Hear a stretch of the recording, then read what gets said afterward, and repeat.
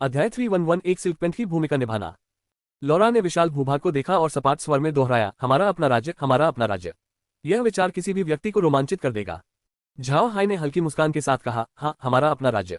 दादा ग्रीन और बाकी लोगों के लौटने का इंतजार करते हैं। हमें वसंत ऋतु के बाद आने वाले 1 लाख लोगों की जीवन स्थितियों पर चर्चा करनी है। हालांकि वे आधे आधे इंसान हैं, फिर भी उन्होंने अपना पूरा जीवन मैदानों में बिताया है, इसलिए उन्हें खेती का कोई अनुभव नहीं होगा। लगता है हमें जल्द से जल्द रोसेन साम्राज्य की ओर बढ़ना चाहिए और कुछ मानव दास खरीदने चाहिए। लॉरा सहमत हो गई, हमें ऐसा करना चाहिए, लेकिन उससे पहले हमें बेल से मिलना चाहिए और उसके साथ मिल्क वाइन के कारोबार को सुलझा लेना चाहिए, फिर हम आगे बढ़ेंगे। आपका क्या विचार है?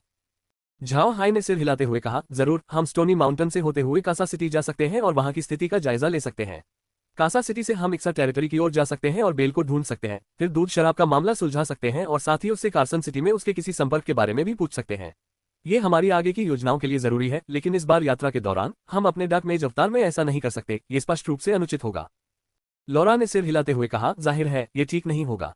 अगर आप अपने डार्क मेज वाले रूप में जाएंगी तो लोगों को शक हो सकता है। पहले हमें वापस जाकर दादा ग्रीन और बाकी लोगों के लौटने का इंतजार करना होगा, फिर हम उनसे आगे की योजनाओं पर चर्चा करेंगे। झाओ हाई सहमत हो गया, फिर उसने अपना सिर बाहर बर्फीले इलाके की ओर घुमाया और फिर वह तीनों महिलाओं को किले में वापस ले गया। चारों बैठ गए और थोड़ी देर बाद ग्रीन और अन्य लोग बाहर से वापस आ गए। ग्रीन के साथ मेरनकुन और शू भी थे। एक शू ज्यादातर समय महल में नहीं रहता था, आयरन माउंटेन्स के आसपास के इलाकों की पहले खोजबीन नहीं की गई थी, इसलिए ग्रीन ने ये काम उसे सौंपा।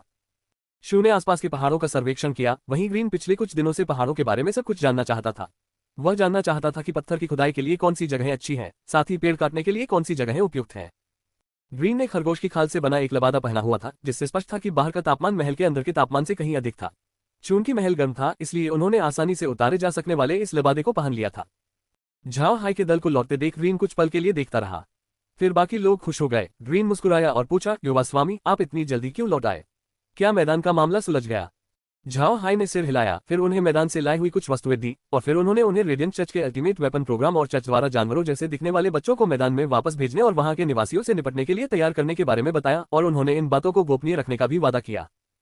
ग्रीन को इन मामलों के बारे में पहली बार पता चला था। झाओ हाई की गवाही सुनकर उसने भौहें चढ़ा ली और कहा, मुझे नहीं लगा था कि रेडियंट चर्च की ऐसी कोई योजना होगी। युवा स्वामी, आपको डार्क मेजेस लीग के किसी सदस्य को इस बारे में सूचित करना चाहिए। अगर उन्हें ये जानकारी मिलती है तो वे निश्चित रूप से इसके खिलाफ कुछ तैयारी करेंगे, साथ ही वे रेडियंट चर्च से भी निपट सकते हैं, जिससे हम पर से कुछ दबाव कम हो जाएगा। झाओ हाई ने सिर हिलाते हुए कहा, इस बार जब मैं वापस आया हूं तो मैं ठीक यही करने वाला था। मैं मैदानों में वसंत के आगमन का बेसब्री से इंतजार कर रहा हूं, इसलिए मैंने इस समय का उपयोग कुछ मामलों को निपटाने के लिए करने की योजना बनाई है। मैं कासा शहर की स्थिति का जायजा लेना चाहता हूं, फिर इक्सा क्षेत्र की ओर जाकर बेल से मिलना और दूध शराब की साझेदारी को अंतिम रूप देना चाहता हूं। मैं इस समय का उपयोग उसे यह जानकारी देने के साथ साथ ये पूछने के लिए भी कर सकता हूं कि क्या रोसेन साम्राज्य के कार्सन शहर में उसके कोई संपर्क है। यदि है तो हमारी यात्रा अधिक सुविधाजनक हो जाएगी और हम मैदानों की ओर एक उचित व्यापार मार्ग खोल सकेंगे। कुन सहमत हो गया, अच्छा, कार्सन सिटी पूरे महाद्वीप में सबसे बड़ा आपूर्ति बाजार और वितरण केंद्र माना जाता है। ये वाकई एक बढ़िया जगह है। हमारे उत्पाद वहां मौजूद हैं और अगर हम उन्हें वहां बेचने का फैसला करते हैं तो किसी को पता भी नहीं चलेगा, और बेल हमारी पूरी मिल्क वाइन क्षमता को संभाल नहीं पाएगा, इसलिए हमें उन्हें कार्सन सिटी में बेचना चाहिए। लेकिन कार्सन सिटी में कई प्रभावशाली लोग हैं, उनमें से हर एक का स्वभाव ही लालच है। अगर हमें कोई शक्तिशाली समर्थक नहीं मिला तो मुझे डर है कि हम परसेल डची जैसी ही नियति से नहीं बच पाएंगे। बेल लीग का सदस्य है तो शायद उसके कुछ संपर्क हो। मैंने सुना है कि रोसेन साम्राज्य में कुछ डार्क मेजेस थे जो उनकी सेना में सेवा करते थे, जिसका मतलब है कि रोसेन साम्राज्य डार्क मेजेस का विरोधी नहीं था, इसलिए डार्क मेजेस की लीग का वहां काफी प्रभाव हो सकता है। हम उस प्रभाव का लाभ उठा सकते हैं। झाओ हाई ने सिर हिलाते हुए कहा, दादा कुन की बात सही है, हम इसका फायदा उठा सकते हैं, लेकिन अब समस्या यह है कि मैं बेल को ढूंढना चाहता हूं, लेकिन मैं अपने डार्क मेज अवतार में बाहर नहीं जा सकता। मैं सोच रहा हूं कि मुझे किस अवतार में जाना चाहिए। ग्रीन मुस्कुराया, ये तो वाकई एक समस्या बन गई है। फिलहाल एक्सू साम्राज्य में सभी डार्क मेजेस पर कड़ी निगरानी रखी जा रही है, इसलिए अगर झाओ हाई एक डार्क मेज के रूप में प्रकट होता है तो लोग उसकी पहचान का पता लगा लेंगे। ग्रीन ने झाओ हाई की ओर देखा और पूछा, युवा स्वामी, आप किस व्यक्तित्व के साथ सामने आना चाहेंगे? झाओ हाई ने कुछ देर सोचा, फिर बोला, व्यापारी बनना ठीक नहीं रहेगा। मैं जादूगर के रूप में तो दिख सकता हूं, लेकिन काले जादूगर के रूप में नहीं। अब अंतरिक्ष में अग्नि और पृथ्वी तत्व की जादुई शक्तियों का प्रयोग किया जा सकता है, तो दोहरे तत्व वाले जादूगर के रूप में दिखना ही बेहतर होगा। इसके अलावा घमंड दिखाना और खुद को मशहूर करना सबसे अच्छा होगा। अगर ऐसा रहा तो शायद लोग मुझ पर शक नहीं करेंगे। ग्रीन ने सिर हिलाते हुए कहा, हाई प्रोफाइल बनकर रहना कोई समस्या नहीं होगी। हमारी मौजूदा ताकत को देखते हुए हमें किसी से डरने की जरूरत नहीं है। अगर उन्हें हमारी असली पहचान पता भी चल जाए तो वे सिर्फ 9वें रैंक के एक विशेषज्ञ को भेजेंगे, जिससे हम आसानी से निपट सकते हैं, खासकर सेना से, इसलिए हाई प्रोफाइल रहना अच्छा होगा। झाओ हाई मुस्कुराया, मैंने कभी अपनी पहचान उजागर करने के बारे में नहीं सोचा। अगर यह सचमुच उजागर हो भी जाए तो मुझे डरने की कोई जरूरत नहीं होगी। लेकिन इससे भविष्य के मिशनों में दिक्कत होगी क्योंकि मेरी झूठी पहचान का पर्दाफाश हो सकता है, इसलिए मैं उन्हें ये बिल्कुल नहीं बता सकता कि मैं कौन हूँ। कुन मुस्कुराया और बोला, हाँ, 2 तत्वों का जादूगर होना कोई बुरी बात नहीं है। पूरे महाद्वीप में 2 तत्वों के जादूगर बहुत कम थे, इसलिए इन जादूगरों को प्रतिभाशाली माना जाता था और इसी वजह से वे थोड़े घमंडी हो गए थे। लेकिन हमें लिटिल हाई को तैयार करना होगा, कम से कम थोड़ा मेकअप तो कर ही देना चाहिए। झाओ हाई ने अपना सिर खुजाते हुए पूछा, हम इसे कैसे इस्तेमाल करेंगे? कुन ने झाओ हाई की तरफ देखा, फिर लौरा की ओर मुड़कर कहा, ये लौरा पर निर्भर करता है। लौरा, झाओ हाई को रेशमी पैंट जैसा दिखाओ। कई लोग खिलखिलाकर हंस पड़े। लौरा ने झाओ हाई की ओर देखकर कहा, हमें भाई हाई के सिर को रंगना होगा। मेरे पास थोड़ा रंग पाउडर है, हम उनके बालों को सुनहरा रंग सकते हैं। फिर हम उनके होठों पर छोटी सी दाढ़ी चिपका सकते हैं जिससे उनकी उम्र ज्यादा लगे। गुलाबी क्रिस्टल के चश्मे भी अच्छे लगेंगे। झाओ हाई के माथे पर एक काली लकीर उभर आए। मैं रंग और दाढ़ी से तो संतुष्ट हो सकता था, लेकिन ये गुलाबी क्रिस्टल के चश्मे क्यों? क्या हम इन्हें किसी और रंग से बदल सकते हैं? लौरा मुस्कुराई, गुलाबी रंग अच्छा है, आजकल यूरोप में गुलाबी रंग बहुत लोकप्रिय है। मैंने कई सिल्क पैंट पहने महिलाओं को गुलाबी क्रिस्टल के चश्मे पहने देखा, बहुत सुंदर लग रहे थे। चिंता मत करो, मेरे पास भी गुलाबी क्रिस्टल के चश्मे हैं, मैं तुम्हें थोड़ी देर में दे दूंगी। झाओ हाई ने सिर हिलाया और विरोध न करने का फैसला करते हुए लौरा की योजना के अनुसार चलने लगा। उसने लौरा की ओर मुड़कर कहा, तुम्हारा क्या ख्याल है? जिस तरह से तुम अभी निकल रही हो उससे सबकी नजरें तुम पर टिक जाएंगी। मुझे लगता है कि इस महाद्वीप में बहुत से लोग हैं जो तुम्हें मुझसे ज्यादा जानते हैं। लौरा ने हल्की सी मुस्कान के साथ जवाब दिया, मेरा तरीका बहुत सरल होगा, मैं बस अपने बालों को रंग लूंगी और फिर घूंघट पहन लूंगी। आपको पता होना चाहिए कि किसी भी कुलीन परिवार में महिला साथी आमतौर पर घूंघट पहनती है ताकि कोई और उनकी महिला साथी को देख न सके। झाओ हाई केवल कड़वी मुस्कान ही दे सका, उसके पास कहने के लिए कुछ भी अच्छा नहीं था। यहाँ पुरुषों और महिलाओं में अंतर था। पुरुषों के लिए आमतौर पर केवल डार्क मेज ही नकाब पहनते थे, लेकिन महिलाएं इसे सहजता से पहन सकती थीं। ग्रीन ने सिर हिलाया और कहा, यह अच्छा है, लेकिन जब वह दिन आए तो आपको रथ से यात्रा करनी चाहिए, और कोई साधारण रथ नहीं। हमें एक भव्य रथ चाहिए। लौरा का रथ इस्तेमाल नहीं किया जा सकता क्योंकि उसे कई लोग देख चुके हैं। रेडियंट चर्च का रथ भी इस्तेमाल नहीं किया जा सकता क्योंकि उसे एक नज़र में ही पहचाना जा सकता है। आप किस तरह का रथ इस्तेमाल करेंगे? झाओ हाई ने अपनी भौहें सिकोड़ी। सच कहूं तो उसने कभी नहीं सोचा था कि उसे एक रईस की भूमिका निभानी पड़ेगी, इसलिए उचित व्यवहार ही काफी नहीं था। महाद्वीप में एक सजी धजी गाड़ी किसी व्यक्ति की धन दौलत और रुतबे का प्रतीक होती है। अब मुद्दा यह है कि झाओ हाई के पास शर्मनाक रूप से एक अच्छा रथ नहीं था। महाद्वीप में एक अच्छा रथ अच्छी सामग्री से बना होता है, लेकिन झाओ हाई के पास कोई अच्छी सामग्री नहीं थी, इसलिए स्वाभाविक रूप से उसके पास एक अच्छा रथ भी नहीं होगा। झाओ हाई ने बस अपना सिर हिलाया और कहा, इतने कम समय में अच्छी गाड़ी मिलना बहुत मुश्किल होगा। लौरा ने अपने भूरे रंग के कपड़े बुनते हुए कहा, यह संभव नहीं है। हम रेडियंट चर्च की लकड़ी की गाड़ी को तोड़ सकते हैं और फिर उस लकड़ी का इस्तेमाल करके अपनी गाड़ी बना सकते हैं। महाद्वीप में कई अच्छी गाड़ियां लकड़ी से ही बनती हैं। जब तक हम रेडियंट चर्च की गाड़ी के डिजाइन का अनुसरण नहीं करते तब तक सब ठीक रहेगा। कुन मान गया, अच्छा तो हम तुरंत इसका इंतजाम कर देते हैं।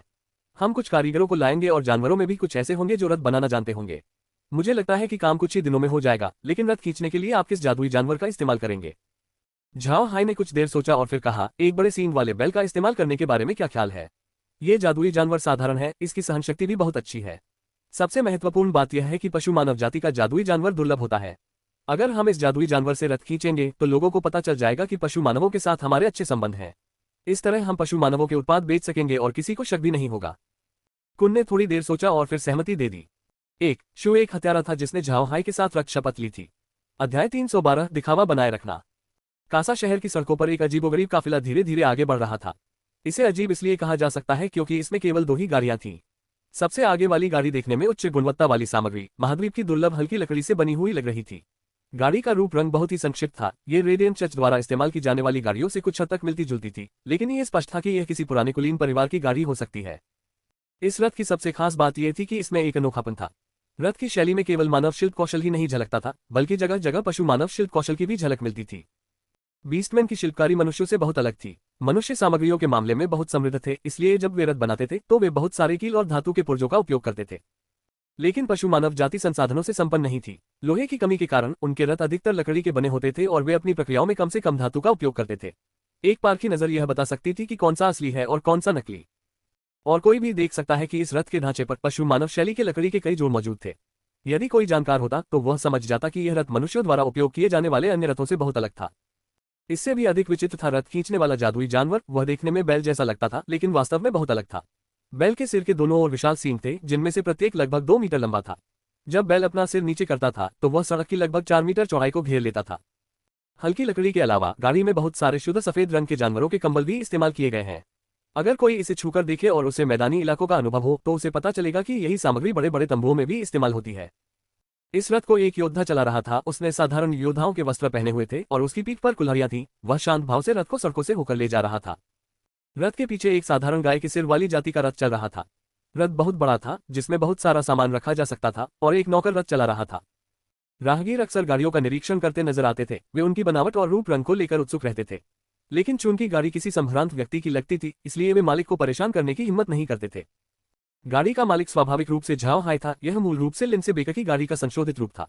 चूंकि गाड़ी बनाने में कुछ विशाल सींग वाले बैल शामिल थे, इसलिए जाहिर तौर पर उसमें पशु मानव शिल्प कौशल के कुछ निशान होंगे, और ठंड से बचने के लिए कंबलों का भरपूर इस्तेमाल किया गया था। श्वे ही गाड़ी चला रहा था, क्योंकि वह लौह पर्वतों की छानबीन लगभग पूरी कर चुका था। उसने ग्रीन और अन्य लोगों को अपने निष्कर्षों के बारे में बताने में कई दिन लगा दिए। जब झाओ हाय ने देखा कि किले में श्वे के पास करने के लिए कुछ नहीं है, तो उसने उसे अपनी गाड़ी चलाने को कह दिया।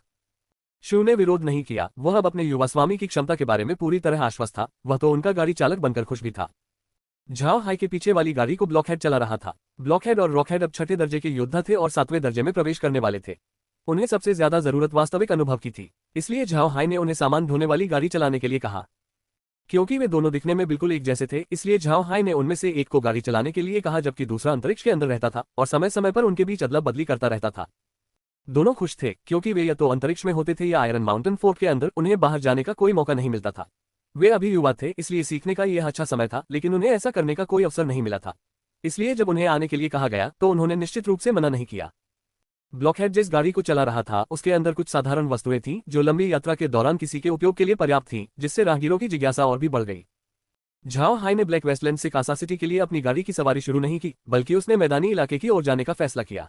ऐसा इसलिए किया गया ताकि उनकी गाड़ी की खासियतों और उनके सामान को लेकर दूसरे लोगों को शक न हो। गाड़ी के अंदर झाओ हाय, लौरा, मेग और नीर बैठे थे। गाड़ी लौरा की गाड़ी से ज्यादा विशाल थी, लेकिन डिजाइन काफी हद तक एक जैसा था। गाड़ी के आगे और पीछे दरवाजे थे, साथ ही कांच की खिड़कियां भी थीं। बीच में एक अलमारी थी, जिसके ऊपर एक जादुई भट्टी लटकी हुई थी, जिसमें जादू या कोयले से पानी उबाला जा सकता था। अलमारी के ऊपरी हिस्से में कई औजार रखे थे, जबकि निचले हिस्से में एक फ्रीजर था। बाएं और दाएं किनारों पर दो दो पंक्तियां थी, जो बैठने की जगह का काम करती थीं। इन सब के बावजूद भी गाड़ी काफी विशाल थी। गाड़ी की दीवारों पर मोटे ऊनी कंबल फर्श की ओर लटके हुए थे। बाहर भले ही बर्फ गिर रही थी और ठंड थी, लेकिन गाड़ी के अंदर वसंत ऋतु जैसी गर्माहट थी। झाओ हाय स्वाभाविक रूप से शू और ब्लॉकहेड को बाहर ठंड में ठिठुरने के लिए नहीं छोड़ सकता था। उसने दोनों को मौसम के अनुसार उपयुक्त कपड़े दिए। साथ ही दोनों ड्राइवर की सीटों को इस तरह से संशोधित किया गया था कि ठंडी हवाएं सीधे उन पर न पड़े। इन सब के बीच रथ की सबसे खास बात उसमें इस्तेमाल किया गया कांच था।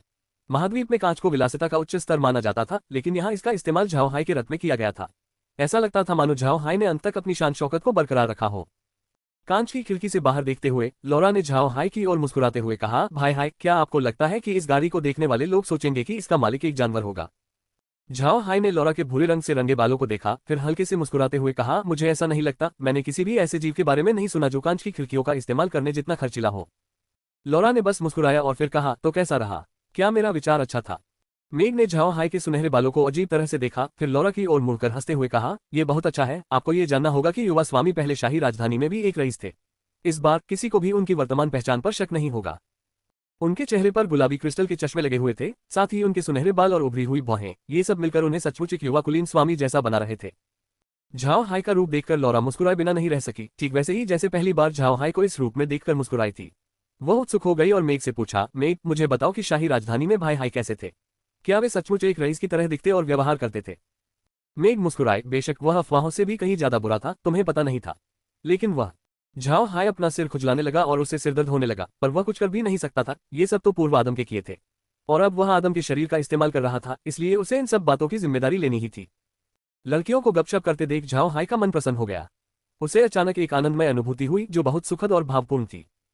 झाओ हाय का काफिला कासा शहर से कुछ ही दूरी पर एक स्थान पर दिखाई दिया, इसलिए दिन ढलने से पहले ही वे कासा शहर के बाहर पहुंच गए। पहचान पत्र न होने के कारण पहरेदारों ने उनके काफिले को द्वार पर ही रोक दिया, लेकिन शू ने एक जादूगर का बैज निकालकर शहर के पहरेदारों को दिखाया। पहरेदारों ने उन्हें अंदर जाने दिया। महाद्वीप में जादूगरों को शहरों में मुफ्त प्रवेश का विशेषाधिकार प्राप्त था। हालांकि शहर के पहरेदार अब भी झाओ हाय के बारे में उत्सुक थे।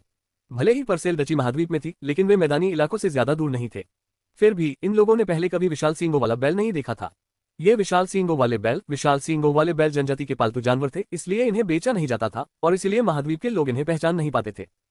झाओ हाय ने शहर में प्रवेश किया और तुरंत ही वहां मौजूद लोगों का ध्यान अपनी ओर आकर्षित कर लिया।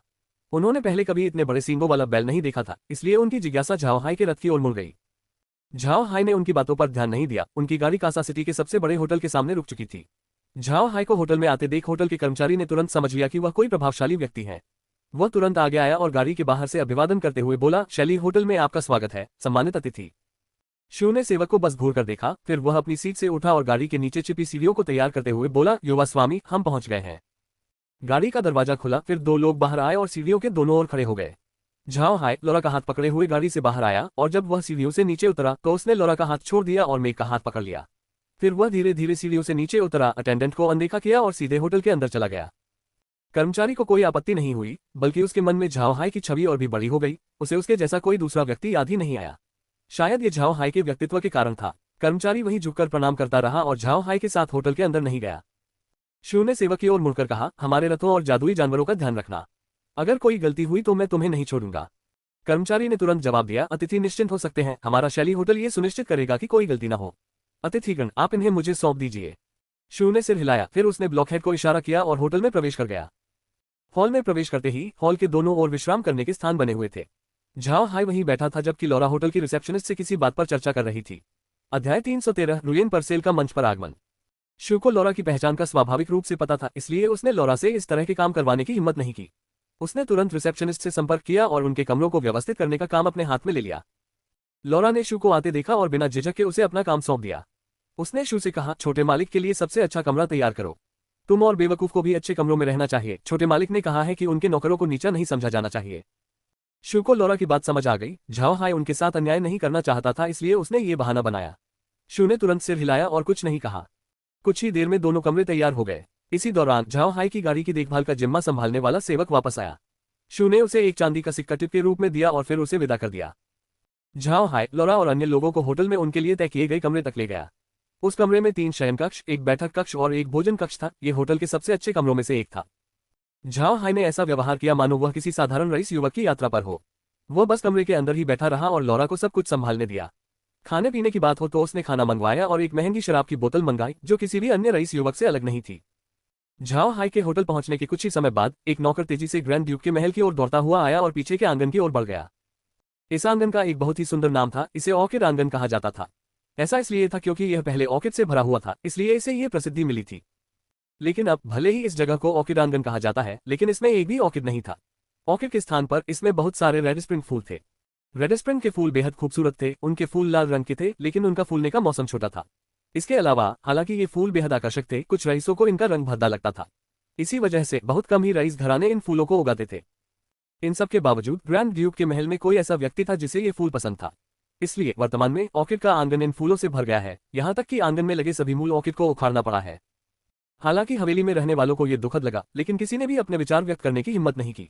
इसका कारण ये था कि इस आंगन में ग्रैंड ड्यूक की बेटी रुयेन परसेल रहती थी, जो पहले एडम की मंगेतर थी, लेकिन बाद में उसने सगाई तोड़ दी थी।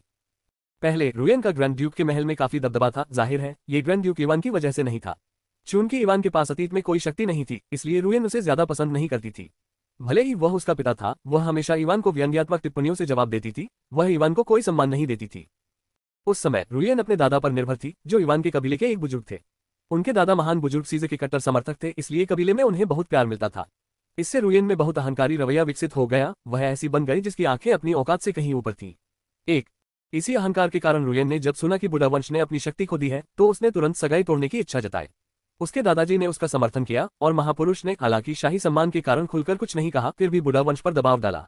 लेकिन उन्होंने ये कल्पना नहीं की थी कि बुढ़ा वंश स्वयं पहल करके सगाई तोड़ देगा, और यहीं से स्थिति बिगड़ने लगी। महान बुजुर्ग ने अपनी शक्ति खो दी, इसलिए स्वाभाविक रूप से रुयेन के दादाजी ने भी अपनी शक्ति खो दी। शक्तिहीन होकर वे एक निष्क्रिय बुजुर्ग बन गए, जिन पर कोई जिम्मेदारी या शक्ति नहीं थी। इसी बीच इवान का प्रभाव और शक्ति विपरीत दिशा में बढ़ने लगी। इवान ने अचानक पूरे परसेल डची पर कब्जा कर लिया और लौरा की मदद से खूब धन कमाया। फिर जब लौरा ने दक्षिणी राजा को उकसाया तो पूरा मैजिक लिली स्टोव उसे सौंप दिया गया, जिससे परसेल वंश की शक्ति और प्रभाव और भी बढ़ गया। अब ग्रैंड ड्यूक के रूप में इवान का दर्जा अटूट हो गया था। रुयेन को बहुत पछतावा था, लेकिन इसका कोई फायदा नहीं था। इवान के प्रति उसका पिछला रवैया बहुत ही बुरा था। बुढ़ा कबीले के प्रति उसके कार्यों के अलावा इवान के लिए उसे माफ करना असंभव था। हालांकि वह भी इवान की बेटी थी। भले ही इवान उसे नापसंद करता था, फिर भी उसे एक युवती के लिए आवश्यक भोजन और वस्त्र जैसी सभी सुविधाएं उपलब्ध कराई जाती थीं। लेकिन ग्रैंड ड्यूक के महल में सभी लोग इस बात से भलीभांति परिचित थे कि महल में रुयेन का रुतबा पहले जैसा ऊंचा नहीं रहा था। इन सब के बावजूद रुयेन का अहंकारी स्वभाव आसानी से मिटाया नहीं जा सका। उसकी असंतोषजनक स्थिति के कारण घर के नौकर उसके गुस्से का पात्र बन गए थे। नौकर चाहे कुछ भी करे, वह उन्हें डांटती ही रहती थी। इससे भी महत्वपूर्ण बात यह थी कि रुयन भरोसेमंद महिला नहीं थी। कासा शहर में उसके कई युवा मालिकों के साथ कई विवाद थे जिनसे उसकी बदनामी हुई थी। ग्रैंड ड्यूक इवान शुरू में उसके मामलों में दखल नहीं देना चाहते थे, लेकिन अब जब वह पूरे कबीले की प्रतिष्ठा को प्रभावित कर रही थी तो वे इसे अनदेखा नहीं कर सकते थे। इसलिए इवान ने युवा स्वामियों को रुयन से दूर रहने की चेतावनी भेजी और साथ ही उन्होंने रुयन को रोसेन साम्राज्य की राजधानी कार्सन सिटी में अध्ययन के लिए यात्रा की तैयारी करने को कहा। अपने पिता के फरमान के कारण रुयन पिछले कुछ दिनों से बहुत परेशान थी। वह परसेल डची छोड़ना नहीं चाहती थी। डची में वह एक राजकुमारी थी, भले ही उसकी स्थिति अच्छी न हो फिर भी उसे एक युवती का दर्जा प्राप्त था। यहाँ अगर उसे हवा चाहिए होती तो हवा चलती, अगर उसे बारिश चाहिए होती तो मूसलाधार बारिश होती। लेकिन अगर वह रोसेन साम्राज्य जाती तो सब कुछ अलग होता। रोसेन साम्राज्य क्या था? यह महाद्वीप का सबसे शक्तिशाली मानव राष्ट्र था। परसेल डची की महिला की तो बात ही छोड़िए, अगर एक्सू साम्राज्य की राजकुमारी भी वहां जाती तो वह वहां कुछ भी नहीं होती। एक साधारण परसेल डची की युवती होने के नाते तो वह और भी मामूली होती। क्योंकि वह हताश थी इसलिए उसने अपने नौकर को आदेश दिया कि वह उसके लिए कुछ मनोरंजक चीजें ढूंढे जिससे उसका मूड ठीक हो जाए, अन्यथा उसे अपने नौकरों की जमकर पिटाई करनी पड़ेगी। अब महल के सभी नौकर उससे डरते थे। इस युवती का स्वभाव बहुत गुस्सैल था, वह अक्सर नौकरों को कोड़े मारती थी। नौकरों को सबसे ज्यादा परेशान करने वाली बात यह थी कि युवती डची के भीतर पली बड़ी थी। यहाँ ऐसी बहुत कम दिलचस्प चीजें थीं जो उसने अभी तक नहीं देखी थी। और जब ये नौकर चिंतित थे तभी अचानक झाओहाई का काफिला कासा शहर में आ पहुंचा, जिससे काफी हलचल मच गई। उन्होंने पहले कभी इतने बड़े सींगों वाला बैल नहीं देखा था, इसलिए नौकर तुरंत ग्रैंड ड्यूक के महल के बगीचे में जाकर रुयन को यह जानकारी देने के लिए दौड़ा। इन दिनों रुयन सचमुच परेशान थी क्योंकि 2 दिन बाद उसे परसेल डची छोड़नी थी। इसी झुंझलाहट के कारण वह जोर से चिल्लाए, कोई इधर आओ, जिल अभी तक नहीं आया। अगर वह अभी तक नहीं आया तो उसे वापस न आने देना ही बेहतर होगा।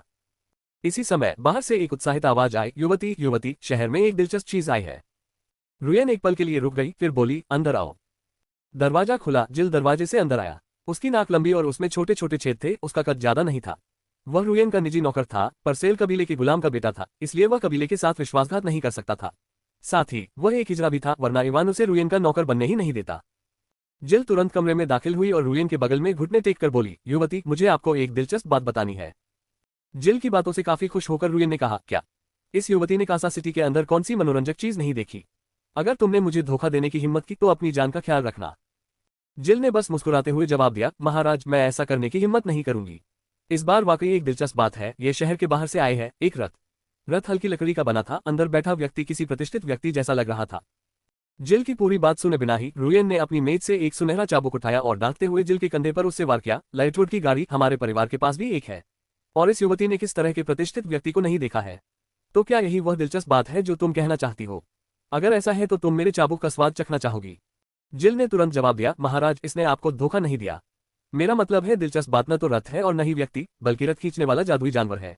ये घोड़ा नहीं बल्कि एक बैल था। ये बैल जैसा दिखता था, लेकिन इसके 2 विशाल सींग थे, प्रत्येक लगभग 2 मीटर लंबा और आधा मीटर चौड़ा। मैंने पहले कभी इस तरह का बैल नहीं देखा था। रुयन अपना चाबुक उठाने ही वाली थी कि जिल की बात सुनकर वह चौंक गई। फिर उसने चाबुक नीचे रख दिया और जिल की तरफ देखते हुए बोली, क्या तुम सचमुच मुझे धोखा दे रही हो? क्या सच में इतने बड़े सींगों वाला बैल होता है? मुझे नहीं लगता कि तुम्हें इतनी दिलचस्प कोई चीज मिल सकती है, ये सब बकवास है। जिल ने आगे कहा, महाराज, मैंने आपको धोखा नहीं दिया। मैंने जो कहा वह बिल्कुल सच है। ये फिलहाल शैली होटल के पीछे है, मैंने इसे अपनी आंखों से देखा है। इसके सींग इतने बड़े थे। उसने अपने हाथों से इशारा करते हुए बताया कि सींग कितने बड़े थे। इस बार रुयन को वाकई दिलचस्पी थी। दरअसल उसे विश्वास नहीं हो रहा था कि जिल उससे झूठ बोलेगी, इसलिए उसने तुरंत कहा, सच में? तुम झूठ नहीं बोल रही हो? जिल ने बार बार सिर हिलाते हुए कहा, आज अगर मुझमें अतिरिक्त साहस भी होता तब भी मैं उस युवती को धोखा देने की हिम्मत नहीं करती। रुयन ने सिर हिलाते हुए कहा, गाड़ी तैयार करो, मैं शैली होटल जाकर देखना चाहती हूँ। अगर वहां तुम्हारी बताई हुई बकवास नहीं निकली तो तुम्हारा काम तमाम। ये कहते हुए वह खड़ी हो गई। दरवाजे के सामने 2 नौकरानियां खड़ी थीं। रुयन के कोड़ों से उन्हें मामूली तकलीफें नहीं हुई थी, इसलिए रुयन के पास आते ही वे कांपने लगती थीं। जिल भी रुयन के पीछे पीछे चल रहा था। देखने में तो वह शांत लग रहा था, लेकिन असल में उसके कंधे में बहुत दर्द था। कोड़ों की मार से उसका कंधा अभी भी जल रहा था, पर वह रुयन को अपना दर्द नहीं दिखाना चाहता था, इसलिए वह बस हल्की सी मुस्कान के साथ उसके पीछे पीछे चलता रहा। तीनों नौकर तुरंत ऑर्किड आंगन से निकल गए। रुयन ने तुरंत जिल को गाड़ी तैयार करने का काम सौंपा। रुयन के हाथ में अभी भी उसका सुनहरा चाबुक था। ये चाबुक रुयन का विशेष हथियार भी था। रुयन एक जादूगरनी थी, इसलिए उसके पास एक जादुई छड़ी होना स्वाभाविक था, लेकिन उसे छड़ियां पसंद नहीं थी, इसलिए उसने एक चाबुक ले ली। लेकिन उसकी चाबुक देखने में बहुत भद्दी थी, जिसके कारण परसेल डची में उसका मजाक उड़ाया जाता था। रुयन एक भव्य रथ पर सवार हुई, जिसे एक धधकते घोड़े द्वारा खींचा जा रहा था, और शैली होटल की ओर चल पड़ी।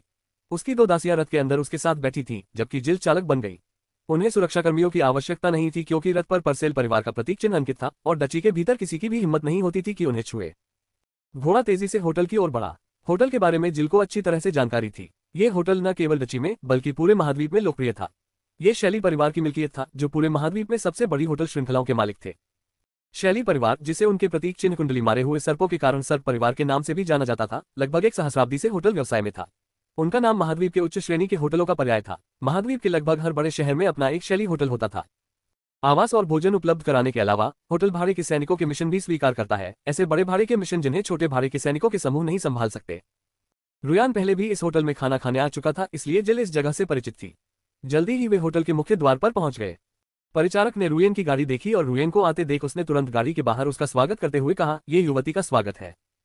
रुयन गाड़ी से बाहर निकली और फिर परिचारक की ओर देखकर पूछा, वेलेन, मैंने सुना है कि आपके होटल में एक अजीब जादुई जानवर आया था, क्या ये सच है? जब वेलेन ने रुयन की बात सुनी तो वह तुरंत समझ गया कि वह क्यों आई थी। वेलेन अच्छी तरह जानता था कि यह युवती कासा शहर में एक अत्याचारी थी, इसलिए वह उसे नाराज करने की हिम्मत नहीं कर सकता था। उसने तुरंत आदरपूर्वक जवाब दिया, महामहिम, वहां एक ऐसा जादुई जानवर था। उसके सींग बहुत विशाल थे, मैंने इतने विशाल सींगों वाले बैल पहले कभी नहीं देखे थे। रुयन ने जवाब दिया, जल्दी से मुझे दिखाओ। इतना कहते ही वह गाड़ी से उतरी और होटल की ओर चल पड़ी। वेलेन, जिल और दोनों नौकर तुरंत उसके पीछे पीछे चले गए। रुयन भी होटल से अच्छी तरह परिचित थी। वह न केवल यहाँ भोजन करती थी, बल्कि अपने दोस्तों से मिलने भी आती थी। वह यहाँ अन्य कामों के लिए भी आती थी, इसलिए शैली होटल इस युवती से अच्छी तरह परिचित था। लेकिन होटल का नियम था कि मेहमानों की निजी बातें सार्वजनिक नहीं की जाती थी, इसलिए इसके बारे में ज्यादा लोगों को पता नहीं चला। इसी वजह से रुयन होटल के पिछले दरवाजे से अच्छी तरह वाकिफ थी। होटल के पिछले हिस्से में जाने के लिए लॉबी से होकर गुजरना पड़ता था और फिर पीछे वाले दरवाजे की ओर जाना पड़ता था। होटल के पीछे एक भी अस्तबल नहीं था। इसे छोटे छोटे आंगनों में बांटा गया था, जो उन रईसों के लिए थे जो शांति चाहते थे, इसलिए होटल उन्हें ये आंगन देता था। और जादुई जानवरों को रखने की जगह होटल के बिल्कुल पीछे थी। मेहमानों की गाड़ी और जादुई जानवरों की देखभाल के लिए विशेष लोग नियुक्त किए गए थे। मांसाहारी और शाकाहारी जादुई जानवरों को भी अलग अलग रखा गया था। अध्याय 314, अपनी पहली मंगेतर से मुलाकात। रुयन विशाल सींग वाले बैल के बाड़े के बाहर खड़ी थी। विशाल सींग वाला बैल बड़ी बेफिक्री से चल रहा था। ये विशाल सींग वाले बैल शांत स्वभाव के जादुई जानवर थे। रुयन की निगाहों के सामने भी उसने कोई प्रतिक्रिया नहीं दी, बस कभी कभार अपने कान फड़फड़ाए। बैल के विशाल सींगों को देखकर रुयन कुछ देर तक अवाक रह गई। फिर उसकी आंखों में चमक आ गई। वह बैल की ओर बढ़ी और अपना हाथ उसके सींगों की ओर बढ़ाया। इस हरकत से जिल और वेलेन डर गईं। हालांकि बैल देखने में बहुत शांत लग रहा था, लेकिन उसके पालन पोषण का तरीका अज्ञात था। दोनों ने उसे रोकने के लिए तुरंत कदम बढ़ाया, लेकिन वे देर हो चुकी थी। रुयन पहले ही विशाल सींग वाले बैल के सींगों पर अपना हाथ फेर चुकी थी। इसके बावजूद विशाल सींग वाले बैल ने कुछ नहीं किया, मानो कुछ हुआ ही न हो। वह बस आराम से खड़ा होकर अपना चारा चबा रहा था। उसकी प्रतिक्रिया देखकर जिल और वेलेन ने राहत की सांस ली। वे दोनों भी इस जादुई जानवर के बारे में बहुत उत्सुक थीं, इसलिए वे खुद को रोक नहीं पाईं और उन्होंने बैल के सींगों पर हाथ फेरा। विशाल सींगों वाले बैल ने कोई प्रतिक्रिया नहीं दी। इतने सारे लोगों से घिरे होने के बावजूद भी वह शांति से अपना चारा खाता रहा। रुयन उस शांत स्वभाव वाले विशाल सींग वाले बैल को जितना अधिक देखती, उतना ही वह उसे पसंद करने लगी। उसने वेलेन की ओर मुड़कर पूछा, वेलेन, ये बैल किसका है? मुझे बताओ, मैं इसे खरीदना चाहती हूँ। वेलेन ने कड़वी मुस्कान के साथ कहा, महामहिम, आप होटल के नियम जानते हैं। हम अपने अतिथि की पहचान का खुलासा नहीं कर सकते। इसके अलावा उस अतिथि से मुझे जो पता चला, उससे तो यही लगता है कि वह इस बैल को नहीं बेचेगा। रुयन ने चिढ़कर कहा, मुझे ये बताना बेकार है। मैंने तुमसे मेहमान की पहचान नहीं पूछी। बस मुझे बता दो कि मेहमान कहाँ ठहरता है, बाकी सब मैं संभाल लूंगी। वेलेन एक पल के लिए कड़वी मुस्कान के साथ मुस्कुराया। वह जानता था कि महिला चिढ़ गई है। यह महिला बहुत ही झंझट वाली थी, लेकिन जैसा उसने कहा, होटल मेहमान के बारे में जानकारी नहीं दे सकता, लेकिन अगर कुछ लोग किसी मेहमान से मिलना चाहें तो होटल ऐसा कर सकता है। वेलेन ने रुयन को झाओ हाई के कमरे का नंबर बताया। रुयन समझ गई कि यह कमरा होटल के सबसे अच्छे कमरों में से एक है। पीछे के आंगन को छोड़ दे तो ये कमरा सबसे बेहतरीन होगा। हालांकि उसे राहत भी मिली, क्योंकि रुयन भले ही काफी उद्यम थी, पर मूर्ख नहीं थी। उसके मन में झाओ हाई का रुतबा इतना ऊंचा नहीं था, वरना वह पीछे के आंगन किराए पर ले लेता। दरअसल उसका अनुमान सही था। झाओ हाई की पहचान वाकई सामान्य ही थी। चूंकि वह अपने बुडर परिवार की प्रतिष्ठा का इस्तेमाल नहीं कर सकता था और लौरा अपनी पहचान उजागर नहीं कर सकती थी, इसलिए उन्हें कुलीन वर्ग का दर्जा प्राप्त नहीं था। केवल झाओ हाई के जादूगर होने की पहचान के कारण अन्य कुलीन लोग उन पर ध्यान नहीं देते थे। वेलेन की तुलना में जिल उस युवती को बेहतर समझती थी, इसलिए उसने रुयन को नहीं रोका। रुयन होटल की ओर चलती रही। होटल 6 मंजिलों में विभाजित था। छठी मंजिल पर सबसे अच्छे कमरे थे। 5वीं मंजिल उनसे थोड़ी कम अच्छी थी। चौथी मंजिल तो और भी बदतर थी। तीसरी मंजिल पर रेस्तरां था। दूसरी मंजिल पर सम्मेलन कक्ष और अवकाश कक्ष थे, और भूतल पर स्वागत कक्ष और बुनियादी कमरे थे। झाओ हाई का कमरा छठी मंजिल पर था, जबकि शू और ब्लॉकहेड 5वीं मंजिल पर ठहरे थे। हालांकि बाहर शू का रुतबा ब्लॉकहेड से ज्यादा था, पर वह जानता था कि झाओ हाई के लिए वह ब्लॉकहेड और रॉकहेड से ज्यादा अहमियत नहीं रखता। ब्लॉकहेड और रॉकहेड बचपन से ही झाओ हाई के साथ पले बड़े थे और वे किसी भी समय झाओ हाई के लिए अपनी जान कुर्बान करने को तैयार थे। झाओ हाई उन दोनों को अपने भाइयों की तरह मानता था, इसलिए भले ही शू होटल के कर्मचारियों के सामने ब्लॉकहेड से ज्यादा अहमियत जताता था, लेकिन कमरे में दाखिल होने पर उसने ऐसा घमंड नहीं दिखाया। झाओ हाई ने उन्हें कोई आदेश नहीं दिया था। वे एक सा डोमेन की ओर जाते हुए कासा शहर की स्थिति का जायजा लेना चाहते थे। वे यहाँ ज्यादा देर नहीं रुकना चाहते थे, इसलिए उन्होंने अपनी उपस्थिति गुप्त रखी। हालांकि झाओ हाई भले ही गुमनाम रहना चाहता था, लेकिन कुछ लोग ऐसे भी थे जो नहीं चाहते थे कि वह ऐसा करे। ये ठीक वैसा ही था जैसा दूसरे लोग कहते थे, घर में रहने पर भी कोई न कोई मुसीबत तो आ ही जाती है। यही झाओ हाई की मौजूदा स्थिति थी। लॉरा ने भी कुछ नहीं किया, वह बस खिड़की से बाहर व्यस्त लोगों को देखती रही। सच कहूं तो इतनी ऊंची जगह से बाहर का नजारा देखना बहुत अच्छा लग रहा था। झाओ हाई के हाथ में लाल शराब का गिलास था और लॉरा उसके बगल में खड़ी थी। वे खिड़की से नीचे कासा शहर के लोगों को देख रहे थे।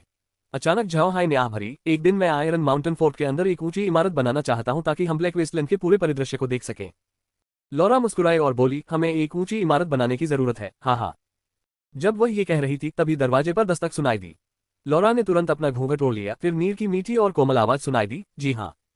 शू की आवाज ने जवाब दिया, युवा स्वामी, होटल से एक कर्मचारी अभी मुझसे मिलने आया था, ऐसा लगता है कि कोई आपसे मिलने आना चाहता है। शू को देखकर नीर ने दरवाजा खोलकर उसे अंदर आने दिया। शू के कमरे में प्रवेश करते ही झाओ हाई ने शराब का गिलास पकड़े हुए उसकी ओर देखते हुए कहा, मुझसे मिलने आए हो? मेरी पहचान को देखते हुए कासा शहर में तो मुझे कोई जानता ही नहीं होगा, है ना? लोग मुझसे क्यों मिलना चाहेंगे? शू ने लॉरा और बाकी लोगों की तरफ देखा, फिर एक अजीब से भाव के साथ उसने जवाब दिया, युवा स्वामी से मिलने आई महिला की पहचान काफी खास है, वह परसेल डची की युवती रुयन परसेल है। शू के इस नाम का जिक्र सुनकर झाओ हाई और बाकी लोग चौंक गए। ये लोग झाओ हाई की असली पहचान जानते थे, इसलिए उन्हें झाओ हाई और रुयन परसेल के बीच के झगड़े के बारे में भी जरूर पता होगा। उन्हें नहीं लगा था कि रुयन इस बार उनसे मिलने आएगी। झाओ हाई ने भौहें चढ़ाते हुए कहा, वह मुझसे मिलने आना चाहती थी। होटल के कर्मचारी ने क्या कहा? शू ने जवाब दिया, होटल के कर्मचारी ने बताया कि युवती रुयन तीसरी मंजिल के भोजन कक्ष में आपका इंतजार कर रही होंगी। चूंकि इस बार हमने वेल्स नाम दर्ज कराया है, इसलिए हमारी पहचान के बारे में किसी को पता नहीं है। होटल के कर्मचारी ने मुझे बस इतना बताया कि महारानी रुयन श्री वेल्स से मिलना चाहती हैं। इस बार झाओ हाई ने वेल्स का नाम इस्तेमाल किया। वेल्स महाद्वीप में कुछ लोगों को व्यक्तिगत रूप से जानता था, इसलिए जब झाओ हाई को किसी नाम की आवश्यकता पड़ी तो उसने वेल्स का नाम इस्तेमाल किया। झाओ हाई ने सिर हिलाते हुए कहा, ऐसा लगता है कि वह मेरी पहचान नहीं जानती, तो फिर वह मुझसे क्यों मिलना चाहती थी? लॉरा मुस्कुराई, क्यों, तुम अपनी पूर्व मंगेतर से नहीं मिलना चाहते? वो कासा शहर की सबसे खूबसूरत महिला है और बहुत मशहूर भी, साथ ही उसे प्रतिष्ठित लोग पसंद है। बड़े भाई हाई के मौजूदा रूप को देखकर तो वो तुम्हें जरूर पसंद करेगी। मेग और बाकी सब हंस पड़े। झाओ हाई के मौजूदा रूप को देखकर वो सचमुच एक प्रतिष्ठित व्यक्ति लग रहा था। झाओ हाई को मुस्कुराने के लिए मजबूर होना पड़ा। उसने अपना सिर घुमाकर कहा, चलो अब इस बारे में बात करना बंद करते हैं। परसेल डची की राजकुमारी हमारा इंतजार कर रही हैं। उनका निमंत्रण न स्वीकार करना हमारे लिए अच्छा नहीं होगा। मैं ये भी जानना चाहता था कि युवती रुयन वास्तव में क्या चाहती है। इतना कहकर समूह नीचे की ओर चल पड़ा। ब्लॉकहेड नीचे झाओ हाई का इंतजार कर रहा था। जब उसने झाओ हाई को बाहर आते देखा तो वह तुरंत उसके पीछे चल दिया। तीनों मिलकर तीसरी मंजिल के भोजन कक्ष की ओर चल पड़े। शैली होटल की तीसरी मंजिल पर स्थित भोजन कक्ष बाहर से खुला था। यहाँ का रसोईया भी बहुत कुशल था और कासा सिटी में काफी प्रसिद्ध था। अगर कासा सिटी में कोई उच्च पदस्थ व्यक्ति किसी को दावत देना चाहता तो वह निश्चित रूप से उन्हें शैली होटल ले जाता। इस समय भोजन कक्ष में कई लोग भोजन कर रहे थे। ये लोग कासा शहर के सबसे प्रतिष्ठित और प्रभावशाली व्यक्ति थे। इनमें से कुछ होटल के निवासी थे जिनकी पहचान साधारण नहीं थी। दरअसल शैली होटल में ठहरना साधारण बात नहीं थी, कम से कम एक धनी व्यवसाय होना अनिवार्य था, अन्यथा होटल के महंगे दाम आपकी जेब खाली कर देते। रुयन भोजन कक्ष में प्रवेश कर चुकी थी। भोजन कक्ष में मौजूद सभी परिचितों ने उसे प्रणाम किया। वे सभी जानते थे कि रुयन सुर्खियों में रहना चाहती है, इसलिए वे सहयोग करने के लिए तैयार थे। रुयन वहां बैठकर शराब पी रही थी। उसकी सोने की चाबुक मेज पर रखी थी। जिल और उसकी दासियां उसके पीछे खड़ी थीं। उसी समय भोजन कक्ष के सभी अतिथि उस पर ध्यान दे रहे थे। उन्हें नहीं पता था कि रुयन आज किससे मिलेगी। कासा शहर में रुयन के प्रेम प्रसंगों की काफी चर्चा थी, जिनमें ये बात भी शामिल थी कि वह बुढ़ा परिवार से अपनी सगाई तोड़ना चाहती थी। इसी वजह से परसेल परिवार ने बुढ़ा परिवार पर सगाई तोड़ने का दबाव डाला। हालांकि कई लोगों का मानना था कि बुढ़ा परिवार द्वारा स्वेच्छा से सगाई तोड़ने का एक कारण रुयन के प्रेम प्रसंग भी थे। कुलीन वर्ग के लोगों का जीवन कभी कभी बहुत उबाऊ होता था और वे मनोरंजन के कुछ साधन भी तलाशते थे। इसलिए प्रेम प्रसंगों से जुड़े ये विषय कुलीनों के बीच सबसे लोकप्रिय विषय बन गए। इसी समय भोजन कक्ष के प्रवेश द्वार पर एक समूह प्रकट हुआ। इन रईसों ने समूह की ओर देखा और उनकी आंखें चमक उठी। उनकी आंखों में चमक का कारण लॉरा और अन्य दो महिलाएं थीं। ये रईस फूल तोड़ने में माहिर थे। उन्हें किसी महिला के चेहरे को देखकर ये तय करने की आवश्यकता नहीं थी कि वह आकर्षक है या नहीं। उन्हें केवल इन महिलाओं के शरीर को देखकर ही उनकी सुंदरता का निर्धारण करना था। 2. निस्संदेह लॉरा और बाकी दोनों बेहद खूबसूरत महिलाएं थीं। इससे भी महत्वपूर्ण बात यह है कि जब उन्होंने लॉरा और बाकी दोनों की कदकाठी देखी तो उन्हें पता चला कि वे अविवाहित लड़कियां हैं। इस तथ्य ने उनकी आंखों में और भी चमक ला दी।